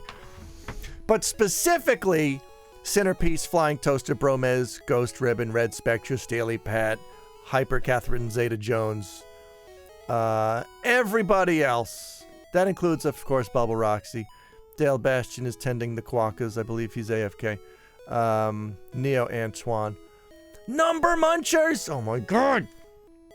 I love a number muncher. Alright, I gotta go. I gotta go eat lunch. Keep your nose clean. Thanks for hanging out. Gold subscribers, stick around till after the show. The creation of rap begins here. I'm gonna go munch some numbers. Yeah. You watch me get Fred's Fruity Pebbles. Who are you? I'm the master rapper and I'm here to sing. I love Fruity Pebbles in a major way. He loves Fruity Pebbles in a major way. The bedrock yellow, orange, purple, lime, and red. But to get the fruity taste, I gotta trick Fred. Fruita Rudy. To get the fruity taste, he's got to trick Fred. Barney, Guess that's a wrap. most Fruity Pebbles cereal, part of this nutritious breakfast. Yabba dabba delicious.